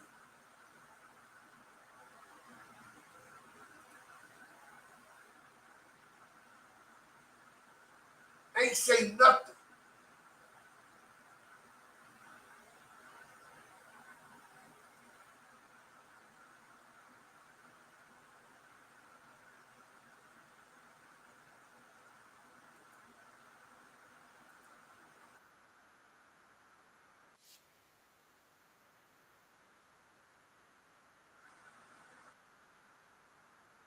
Like this. Heard the witnesses, bro. 4K and 8K cameras, bro. If you look at some of, bro, 4K and 8K cameras, bro. You heard the witnesses, bro. 4K and 8K cameras, bro. 4K and 8K cameras. You know who said that? The motherfucker who worked at the hotel. The dude who worked at the hotel, the La Quinta. Dude who worked at the La Quinta said that they had 4K and 8K cameras. So why we getting this blurry shit, right? Not only that, yo, hit the like button. We so different in here. Watch this, yo. Okay? Check this out. Now, as they're showing this, okay, if the man just said that they got 4K and 8K cameras, bro, why are we getting this blurry ass, smurry ass footage? Not only that, peep this. Okay? Now, as the video rolls on, it rolls on. They talked about what happened, blah, blah, this, blah, blah, that. Okay? We see ATF there, right? Okay? Peep the game.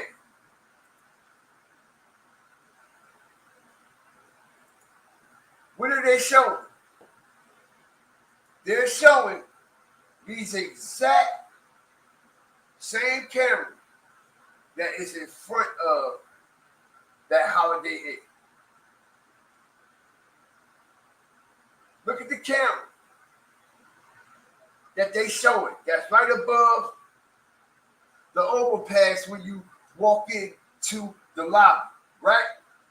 Why they ain't show us this video yet? Strategic. You know why? Because the shooter ran in that motherfucker. Hit the like button. I bet you we'll never see this video. Right now, I'm stamping it. July 18, 2024.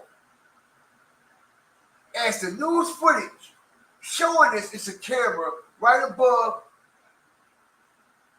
the overhead walkway when you're going into the Holiday Inn.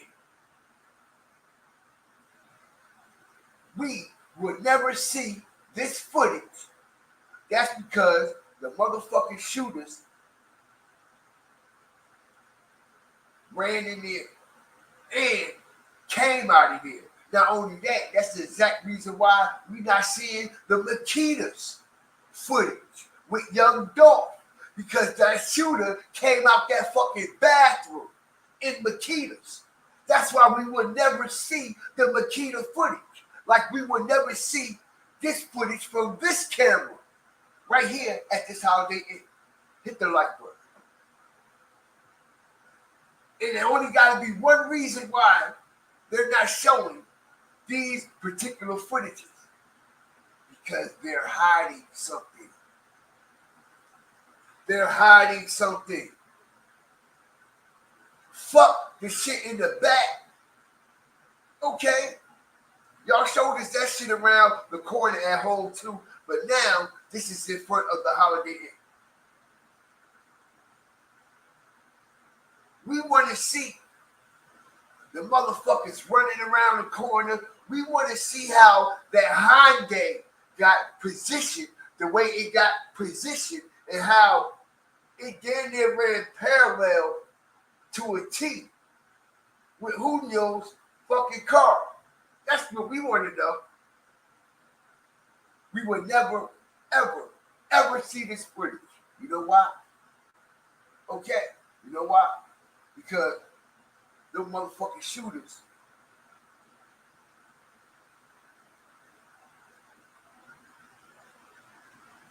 is not who we think it is.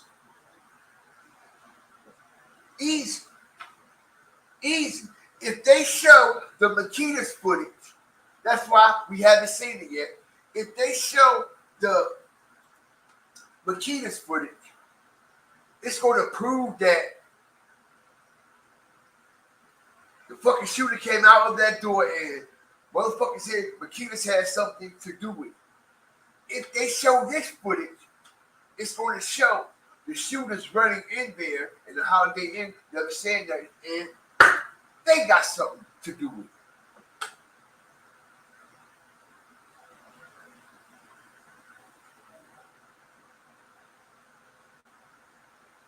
They said the people that was on duty that night at the front desk, they didn't come in the next day. I could prove that too. On video. On the lady went out there and she was talking to him also. The people that was working that day said they called us in. We're not even supposed to be here. The people that was originally there that night, actually, okay, left early, and some people did not come in. And they had to call in a whole nother shift to take over the next day.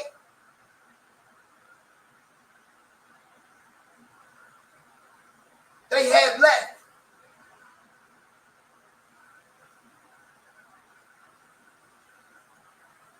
They had left.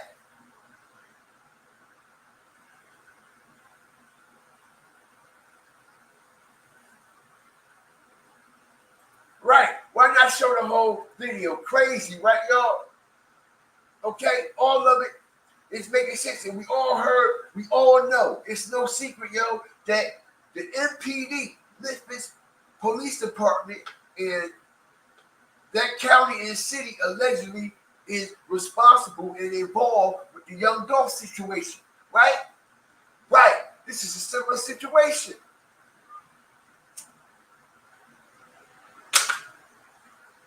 This is a similar situation. Why wouldn't y'all want to show the footage at Makita's? Why wouldn't y'all want to show the footage right here?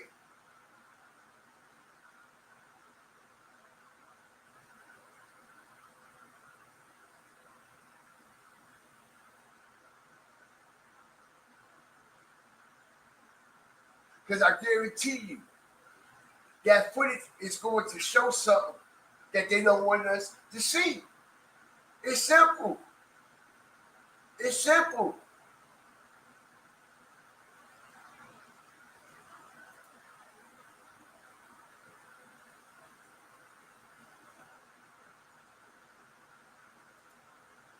Camera sitting right there, y'all.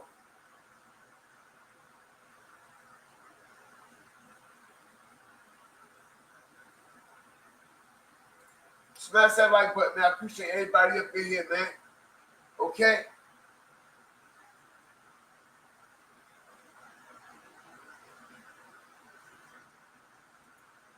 Right. They had popular surveillance the same way.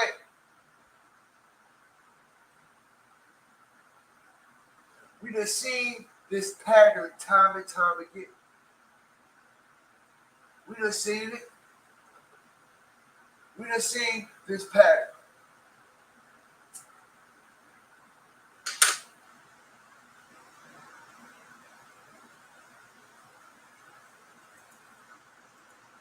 Get hit, but it's an attempt. Right. Could you show me the rounds at the windows if you don't mind?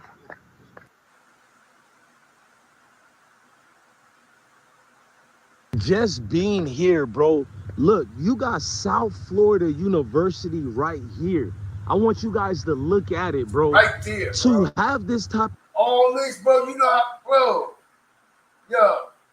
For shooting in an open place like this. You heard the witnesses, bro. 4K and 8K cameras, bro. If you look at some of this situation, Julio lost his life, bro, right across South Florida University, right across the street, bro. To get popped right here is kind of unspeakable. These are certain things that we see that happen, and we understand what makes sense of it, bro. You feel me? You got South Florida University right there where Julio was tragically, unfortunately, killed at night. But he got shot right across the street from it. This is South Florida University, ladies and gentlemen. I told you guys, this case is going to be solved faster than all the other murders you ever seen. You're thinking it's taking too long because you want it to happen ASAP. It don't work like that. They got the names already. They're waiting for the move.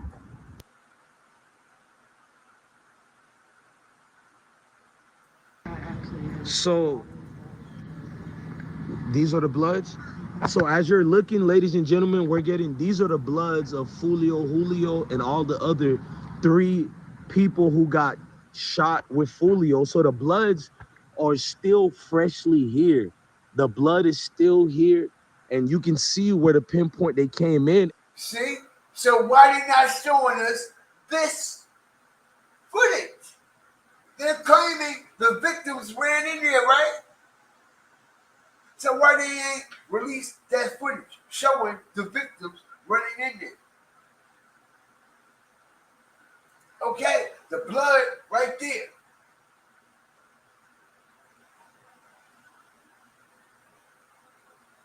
Which I don't understand.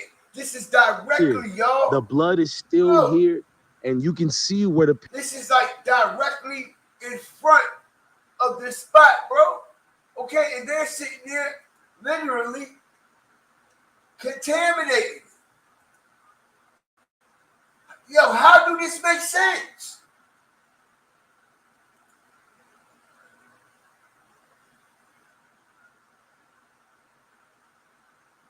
And Kenny and them was inside of this tape.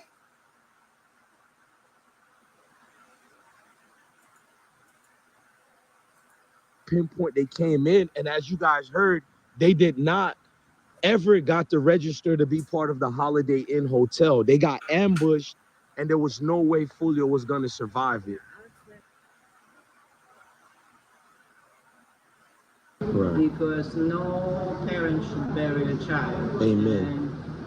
as a human being, when I'm gonna be honest, I don't think it was a good idea, even if they said it was okay to put me on camera. Now, I mean, shout out to I Smoke Hip Hop for going out there, getting this content and covering this situation. But I honestly don't think, now, I mean, it was a good idea for these people to agree to actually be on camera. I really don't. Okay? I honestly think that this is a bad decision on behalf of this person, okay, and a couple more people that was on this particular video, okay, because their faces is wide open. you are human and you're trying to play with devil, you're gonna get devil. My dad is a minister, so I agree with everything you're saying. And me being in the military, to see these guys play this, no, thank you, ma'am. To see these guys die at this age. I've seen soldiers die at 17, 18, but they're decorated soldiers. Exactly. Right. Right. They have a beef one with another. Right. What change you think that needs to happen in the city? Because what I've noticed since coming from Georgia, everywhere you go, every pinpoint, the sheriff office have been everywhere, pulling people over, checking on everything, because the FBI got involved in this situation with the ATF. Now you're talking guns. Right. Of course the FBI is going to get involved. Exactly.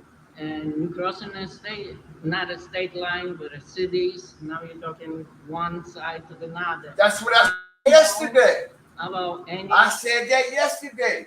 501 Chevy. I said that. 561 Chevy. I said that yesterday. That Ace got shot. His niggas at 23 got knocked down right in front of a university, and so did Julio. That's crazy, yo. That's crazy. I said that too yesterday. Now that I really don't follow. Like I said, it's unfortunate as a human being, unfortunate as a mother. But on the other hand, if you follow it and you're trying to be something like that, and you glorifying on a YouTube now, it's not like it used to be MTV or My gosh, it's not. It's not no more. Or whatever the VH1, right? Yeah.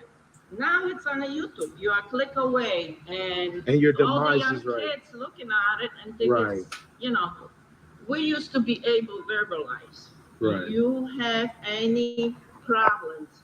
Okay, face to face, tell me. You got beef with me. Now it's easier. That's not the way to solve problems. Live safely. Okay. Tell me if I'm saying this good, because you're German, and let me see if my German is good. Entschuldigung bitte, ich muss auf Klos. I said that good. Okay. What's your name, sweetheart? Daddy. Nice to meet you. Thank you very much. I appreciate your words. Thank you very much. At Tap Tag, our business cards are so cool, we literally hired a rapper to tell you all about it. Now let me tell you about this Tap Tag. Life was in fear. So they come here. They don't have time to make a move here. They jump through here. You can see the damages being done. And when they come here. Actually, not this hotel. He was an hour guest. Right. And I hate when people put this hotel as a mark. It happened Across the street right there, right? It happened next door. He was a guest next door. He never was a guest. So Julio was never a guest. Thank you, sweetheart. Let's make sure we solve that. He was never a guest at Hollywood Inn. No, we just ambushed. Ladies and gentlemen, you get to hear from these sweet ladies that, like, we need to stop. Yeah. Let me say it. We need to stop with these allegations. You've heard. It's not an express. It's not Holiday Inn. He was never our guest. Sure. So that other girl, she trolling like a motherfucker, bro. All right, listen here. I'm gonna be honest, man. When you got a person that's really don't look like they taking this situation He never was a guest. So Julio was. All right, old girl in the back that's going in the kitchen. She don't even look like she's taking this situation seriously. All right, just like the one who went up in the room. Okay, look like she just want to be seen. You see what I'm saying? That's it, and that's all. Okay, so we can't really actually depend on everybody's word of the actual events that happened that night, whether they were there or not. Okay, because motherfuckers not look like they taking this shit seriously, especially her. All right, it ain't no telling. But the other one that was at the computer, she looked like she was scared for her life. All right, I'm just keeping it all the way 100. I'm keeping it all the way focused. That other girl right here, y'all, she looked like she was scared for her life. Okay, you can tell. You can look in her eyes. The eyes is the window to the soul, bro. You can feel that image. It's a difference. You know what I'm saying? Like she actually taking this shit seriously. I believe. Okay, she was whispering. All right, she wasn't even talking. Like, yo, keep the game up. Okay, she whispering, talking. You couldn't even hear shit she was saying. Ain't trying to go home. What's your person? Do you We're getting a lot of prank calls, like a lot of people are just prank calling and stuff like that. You. And then like, there's just like been a lot of different situations. Yeah, man. So I just wanted to also point that out, okay? Because some of these people might be coached to say certain things. Hit the like button. All right, some of these witnesses, listen, we not ruling nothing out. This is a high-profile situation, bro, and I don't think people understand that wholeheartedly. Some of these people might were coached and demanded to say certain things in a certain way. All right, if anybody asks you any questions, blah, blah, this, blah, blah, that, blah, blah, this how, you know what I'm saying? So we done seen this happen in the past. So we all have to keep this into consideration. Because even some of the things that these witnesses are telling us still not adding up. It's still not adding up. Can we all agree? Can we all, let me solo this out for a minute. Can we all agree? Every witness that's so-called that was on that scene that got interviewed from the home to all the way around to the Holiday Inn. And even the people that went out there and did their own coverage of the events, nobody still can come to a full conclusion on what actually happened or took place. It still doesn't make any sense. It still doesn't make any sense. Everybody still got different thoughts of the events that happened and transpired that night. You know why? Because it's off to them too. Something just ain't right.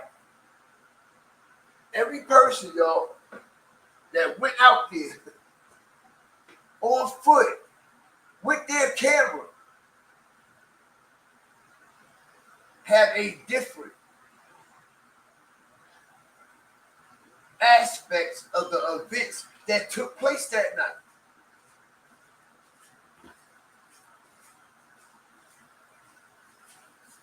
Right or wrong? Right or wrong? Shout out to everybody up in here, man. Right or wrong?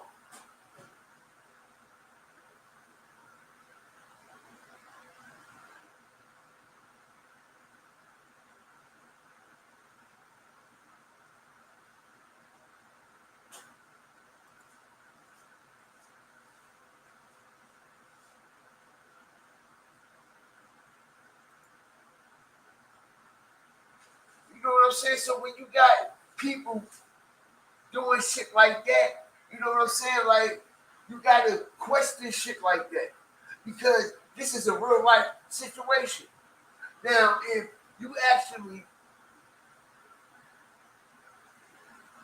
was in these people's presence or actually around something similar that could happen like this, and you see somebody acting like this and reacting to a situation like that, how would you think? If the person upstairs, downstairs, next door, down the street, or around the corner, or somebody that you know personally react to somebody losing their life in the neighborhood like that, how would you think? Like, yo,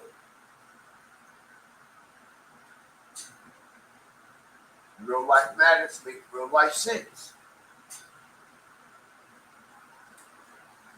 Real life matters, make real life sense. That's all I'm saying.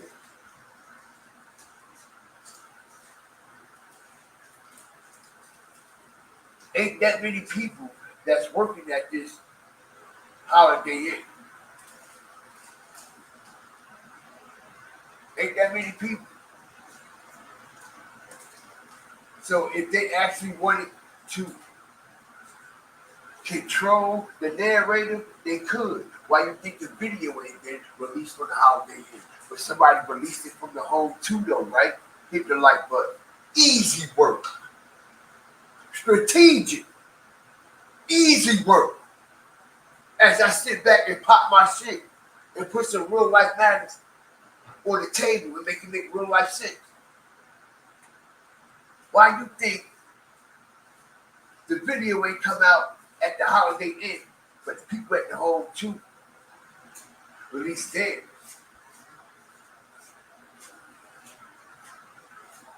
It's just a piece of it at that. Well, we know that whole video, multiple angles, is floating out here somewhere.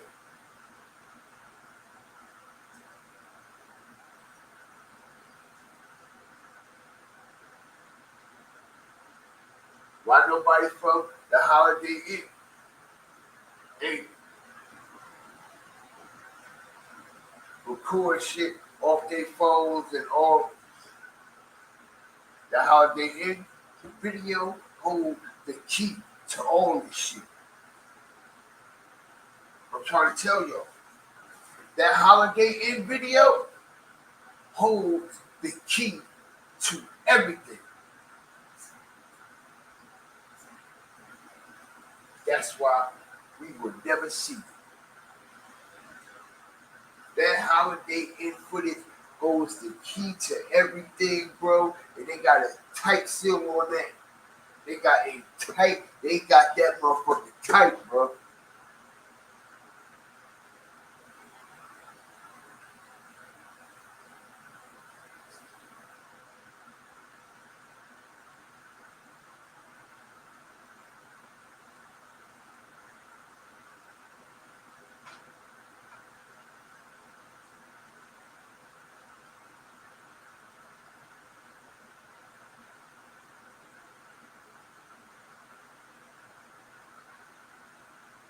I don't know. It seemed like it was a whole spectacle to me. I'm gonna be honest. Everybody showed up and showed out. Go to that nigga last fucking video. You see if you see all them niggas that was at his funeral. Hit the like button. Right? It was all a spectacle. That's all it was. It was all a spectacle. That's it, and that's all. Everybody came out and showed fake love, made it look good, and like I said, man, they were shooting the documentary the whole time. Hit the like button. Remember when y'all heard it here first? They were shooting the documentary. They got him driving to Tampa and everything, celebrating his last day, y'all. Kenny was the character. Yo, this shit is deep, bro. This shit is deep. They got the whole day documented. Everything. I'm even hearing, okay, damn near like 2 or 3 minutes up to the shot, yo. This is what this documentary is going to cover. And they were shooting the documentary at the funeral. And they gave us a snippet of it. That's why his mother shared it on her IG, yo. It was like, yeah, documentary coming soon. She said it twice.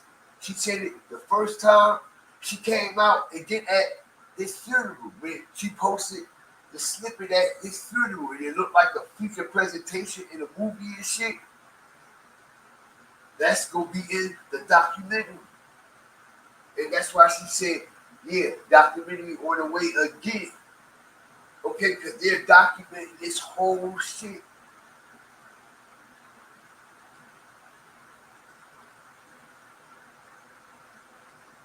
Yo, this shit is, listen, the information I got on this shit is crazy. The shit I've been getting, and the people that been sending me, hitting me up on the back end now. Listen here, man. This man documentary is going to be so realistic, real life, like you actually like right there that night when that shit happened. Because everything is documented down to the Airbnb. I'm hearing down to when they got kicked out. Okay? Why you think that other clip came out with them out there and he was like, yo, this is our first day in Tampa. Okay? I enjoyed it while it lasts. You see that clip? That's the documentary. That's the documentary. That's part of the documentary. Remember this clip that I was showing y'all just the other night? And I'm like, look how they releasing these clips. And I was like, old boy that was carrying his casket, we ain't see him all night. He was hiding behind the camera the whole night, right? Peep the game. All of a sudden, the little clip come out with Julio, Kenny, that dude with the beard, and they were in Tampa. And Julio was like, yeah, man, it's our first day in Tampa. Now, I mean, I enjoyed it while it lasts. You hear what I'm talking? Boy, oh boy. Boy, oh boy.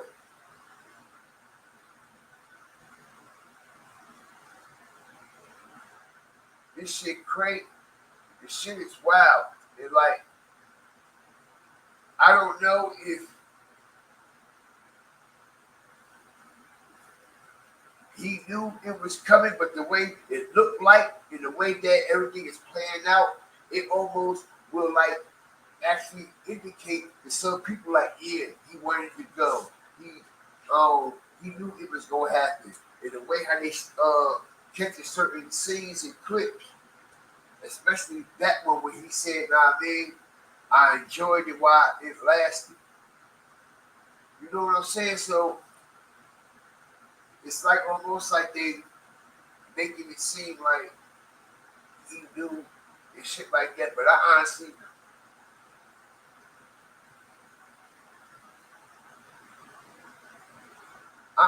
don't think he knew. That's just my opinion. Shout out to everybody up in here, man. I appreciate y'all, man.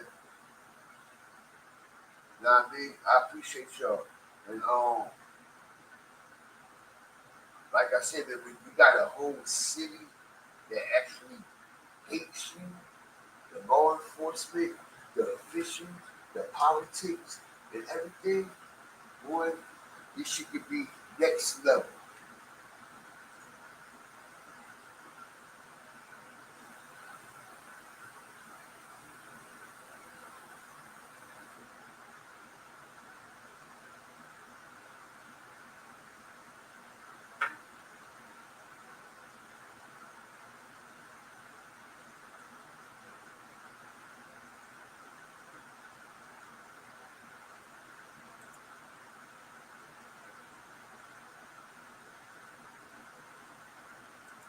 What y'all think?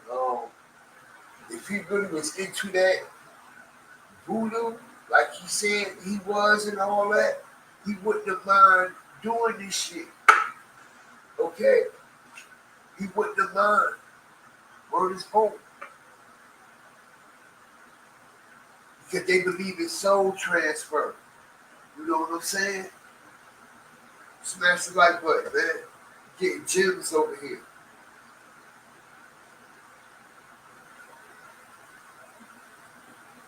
He believed in soul transfer.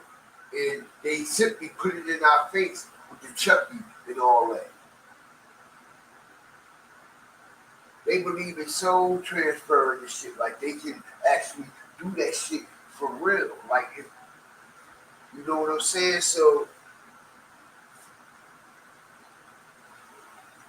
and that's why they keep posting up there. Oh, I ain't dead, he ain't dead, I ain't dead, he ain't dead. You know what I'm saying? Because that actual particular black magic voodoo, whatever it is, that particular practice that he was practicing, believed in soul transfer. Just like Charles Lee Ray. That shit not no movie. That's real life. That's real life. That's a real fucking ritual, spell shit. Okay? The heart of Dumbala, that's real, yo. When you start calling on those type of entities and shit like that, man, what? Okay, he was into that shit deep. He said he sleep in graveyards, caskets, all that shit. Okay, that's probably why he was looking like that. Everybody like, oh, you see it in his eyes, yeah, because he was out his fucking body. Probably. You know what I'm saying? Like, it's like so much going on with this shit, yo. There's so much. It looked like his soul, yo, it looked like he wasn't even there. The word is born.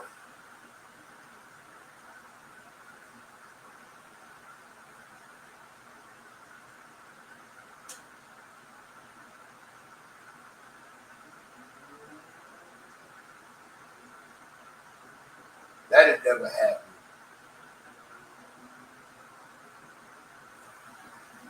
That had never happened. This should be talked about forever.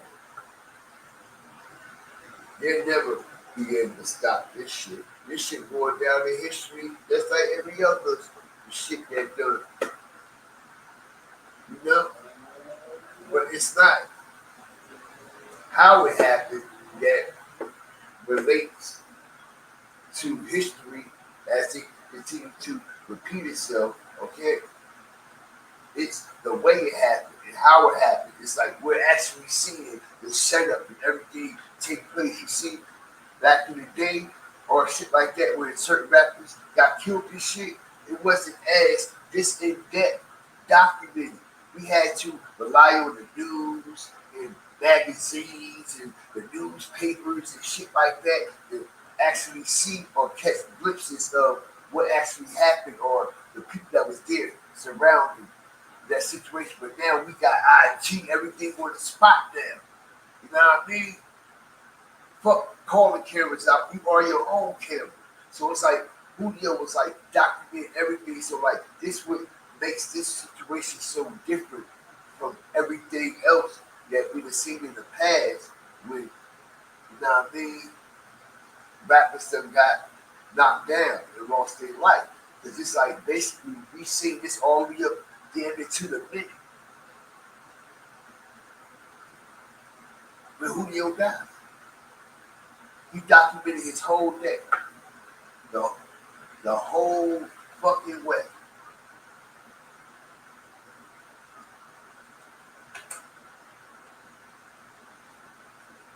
And we all got to witness it in real time, like, yo, I can't believe this shit is happening. You get to see this, you get to see that, you know what I mean? So they got the internet in a frenzy, like, you know what I mean?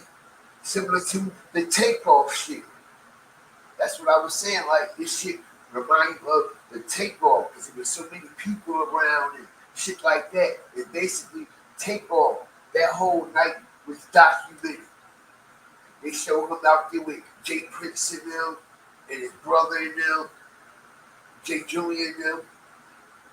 Okay, and then next thing you know, we see this motherfucker at Johnny Day. We like, oh shit, yo, they documenting the whole night. Plus, there was a dude that was with Takeoff that was recording everything. And we seen that when Takeoff walked in Johnny Dang's store. They had a cameraman the whole time, which we never seen that whole footage from that night or anything else that took place. What? Man, I'm a sniper on this shit. I'm a sniper on this shit. They documented the whole night when Takeoff got knocked down too. And that shit was like a dark, ritualistic type killing too. Because of the fucking video he made and all that. It was like all dark, like you see all the signs signifying, you know what I mean, the sacrifice that he was about to make. You see Quavo with the gun in the contract. Like, yo, come on, man. Everything was right there.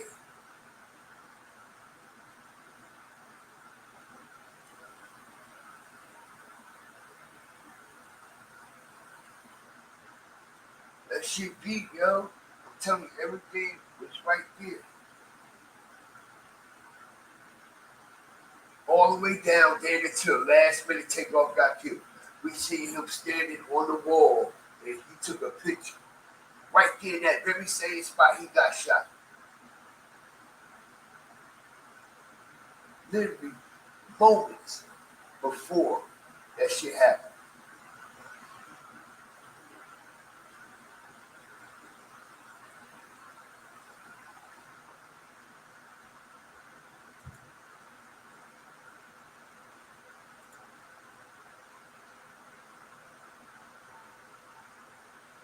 I know that's right.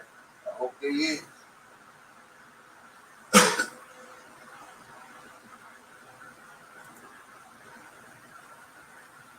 Shout out to everybody up in here. And we motherfucker continue to make real life matters, make real life sense, man. Now, I mean, I appreciate all my diehard fire starters, hawkers, walkers, and stalkers that's up in here tonight, man. Got my multi-crew chilling up here with me. Now, I mean, enjoying the show. Nice, relax, cool, calm, and collect, and always content. You did. And she know what's up, right? What? You know what's up, right?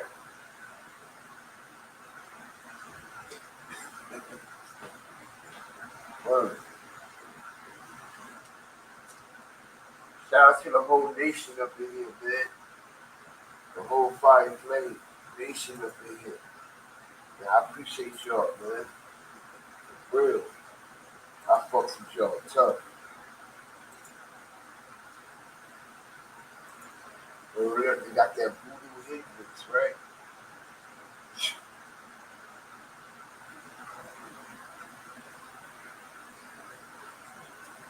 Shit scary as fuck. Bone chilling. You're a motherfucker. Word up. Very bone chilling, man. That nigga was into that voodoo full blast. Full blast. Yup. Yup. But we proved here tonight, okay, that Julio was up against some of the dirtiest players in the game when it comes to law enforcement. All right? Was dealing with some of the dirtiest players in the game. Word up. It's been documented. It's on the news.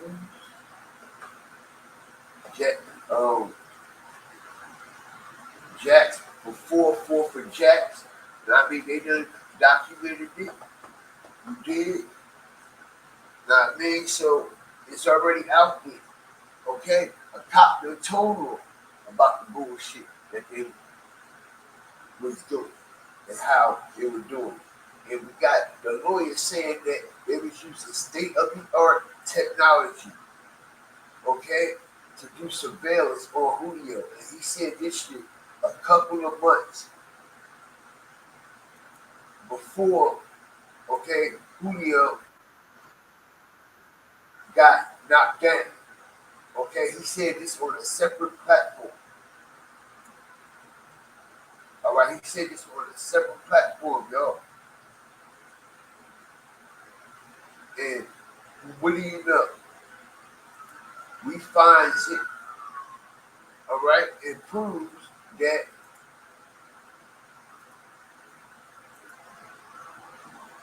Julio was still under full-blown surveillance. He was under full-blown surveillance and still was all the way up till he got knocked down.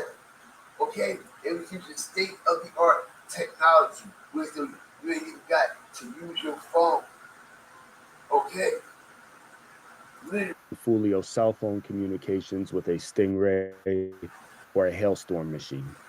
I mean, she's a self-communication, so we're processing today. Man, it's real. How likely do you think it is? This is real, man.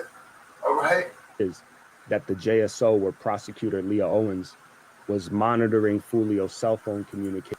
Don't even need to be using a phone. Take that down. Don't even need to be using a phone, yo. It's the type of communication they had on Julio.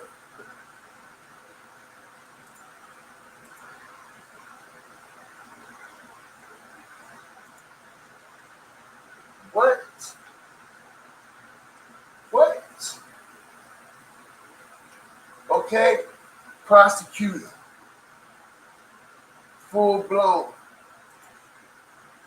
got masters and certified in this shit. Certified in it. Yeah, we going deep. I told you we on another level, yo. We on another level with this. Shout out to everybody that's been covering this. All right, this is the prosecutor that came on the motherfucking scene, and that was also leading the way with this Julio investigation, okay, and surveillance situation. Claimed expert in digital surveillance, and almost every police department in an expert in digital surveillance. And I mean, she's a self-communications with a Stingray or a hailstorm machine.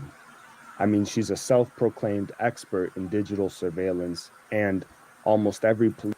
Okay, what? To the max. Okay, and this the type of device, just one of them, that is being used that can intercept any frequency. All right? Any frequency, all right?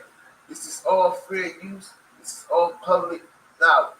Okay, I'm just bringing it on like a little more broader platform where people can actually get the understanding of what's actually going on.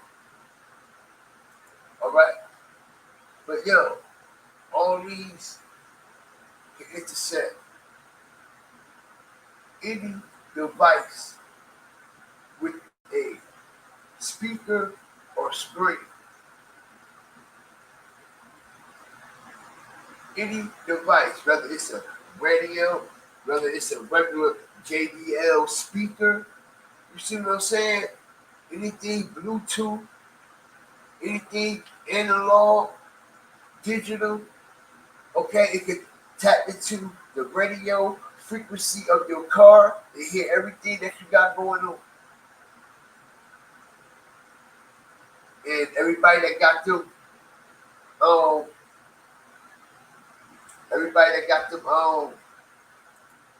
screens and shit in their car and shit now, and they got them cameras and all that. Yo, they can tap into all that. They can tap into all that. They can tap into a Bluetooth speaker. It ain't even got to be on.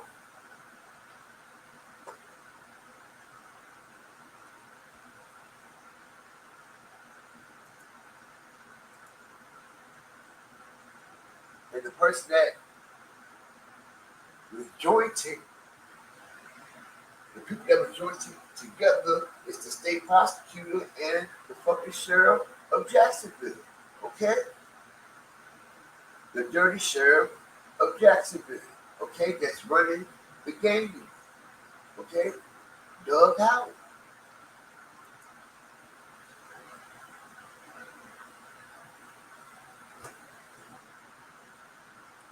It's my breakdown as I give it to y'all raw, like nobody else can. And I make sure my pinpoints and my angles, it's all organic. Hard work, hard research, as we also, Fire Flavors, continue with the recap as we see a cone being placed in front of the Holiday Inn. All right, which means what? That the shooter was standing in this area. So when the shooter was inside this hotel, the shooter was right there. That shooter was in that hotel in that lobby. All right, there's no doubt about that. There's no doubt about that. You see, shout out to everybody up in here, man. I respect you too, man. I respect everybody up in here, man. I do, man. And thanks everybody for rocking with me, yo. Word up. I respect y'all a lot more than y'all know, man. Word. The devil is a liar. He definitely will trick you, bro. You know?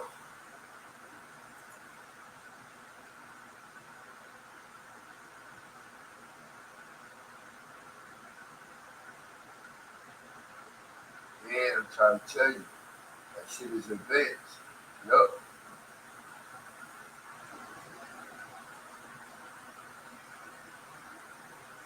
But yeah, man, you get it again. Hey, you got it.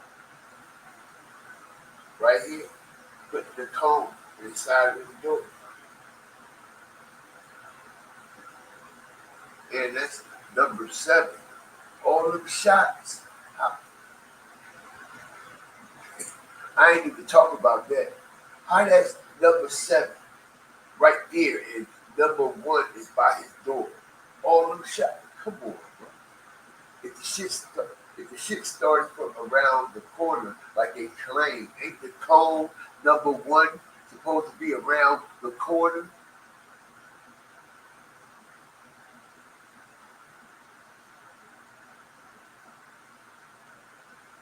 Maybe I'm wrong. Maybe I'm wrong. Shout out to everybody up in here, man. I appreciate y'all.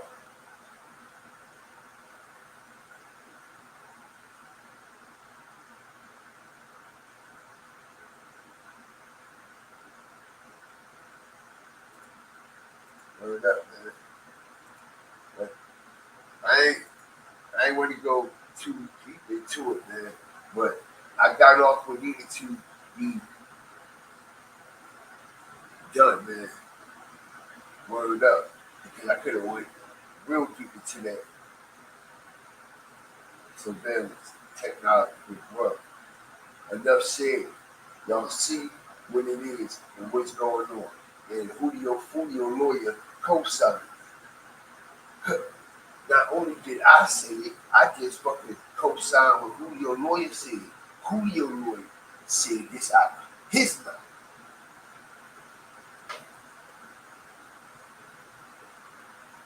Shout out to everybody up in here, man. I appreciate y'all, man. Shout out to Rita, Tony, Jazzy, Angela, Foxes, One Chevy, man. All right. Sadu Berry, started the case a long time ago. Well, I don't know why they call him Charles Bronson. All right. Charles Bronson about to solve this motherfucker. Word up. I'm Charles Bronson on this shit. Shout out to everybody up in here, man. Make sure y'all get your fire flame badges, man. Get your fire flame infernal badges, man. Come join Fire Flame Family, man, as we continue, you know what I mean, to build over here, man. Continue to find our way, continue to vibe, have good energy, man. You know what I mean? Just speak real life facts, break shit down, make real life matters, make real life shit. You know what I'm saying? Thanks everybody for rocking with me, you know?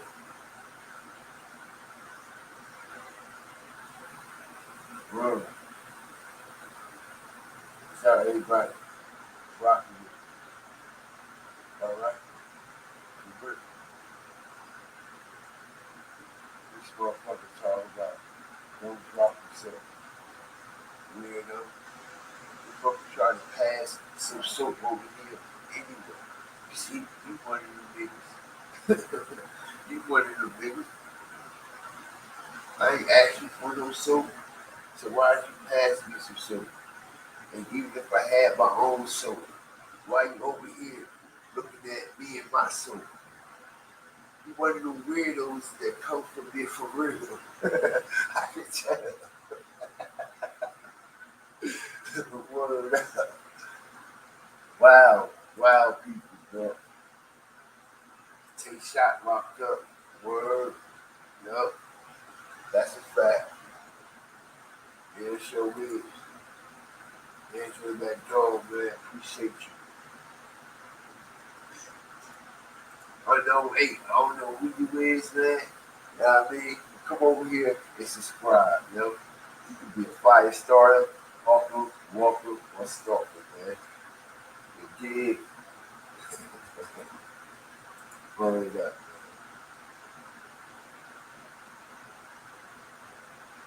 But I appreciate everybody up here, man. Shout out to my moderators, man. Cass and Bell, Jitsu, man. Money only from the UK, man.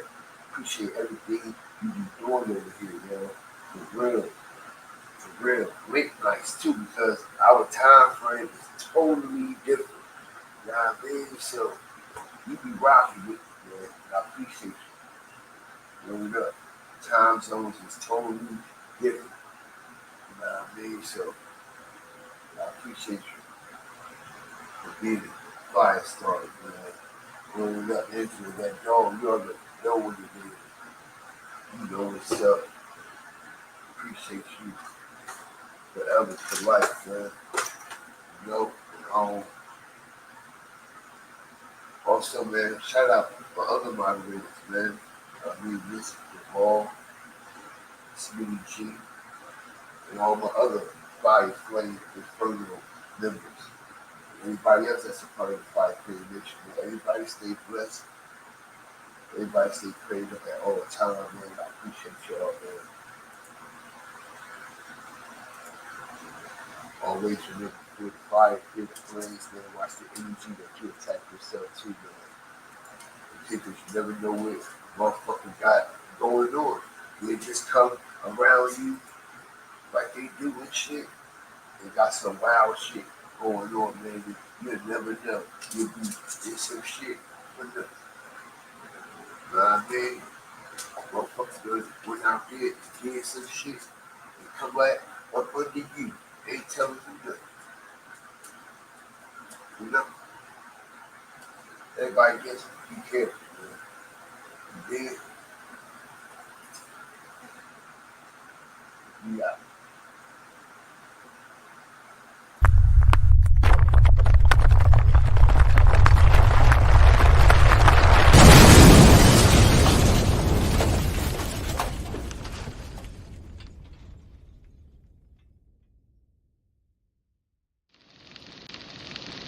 build the fire.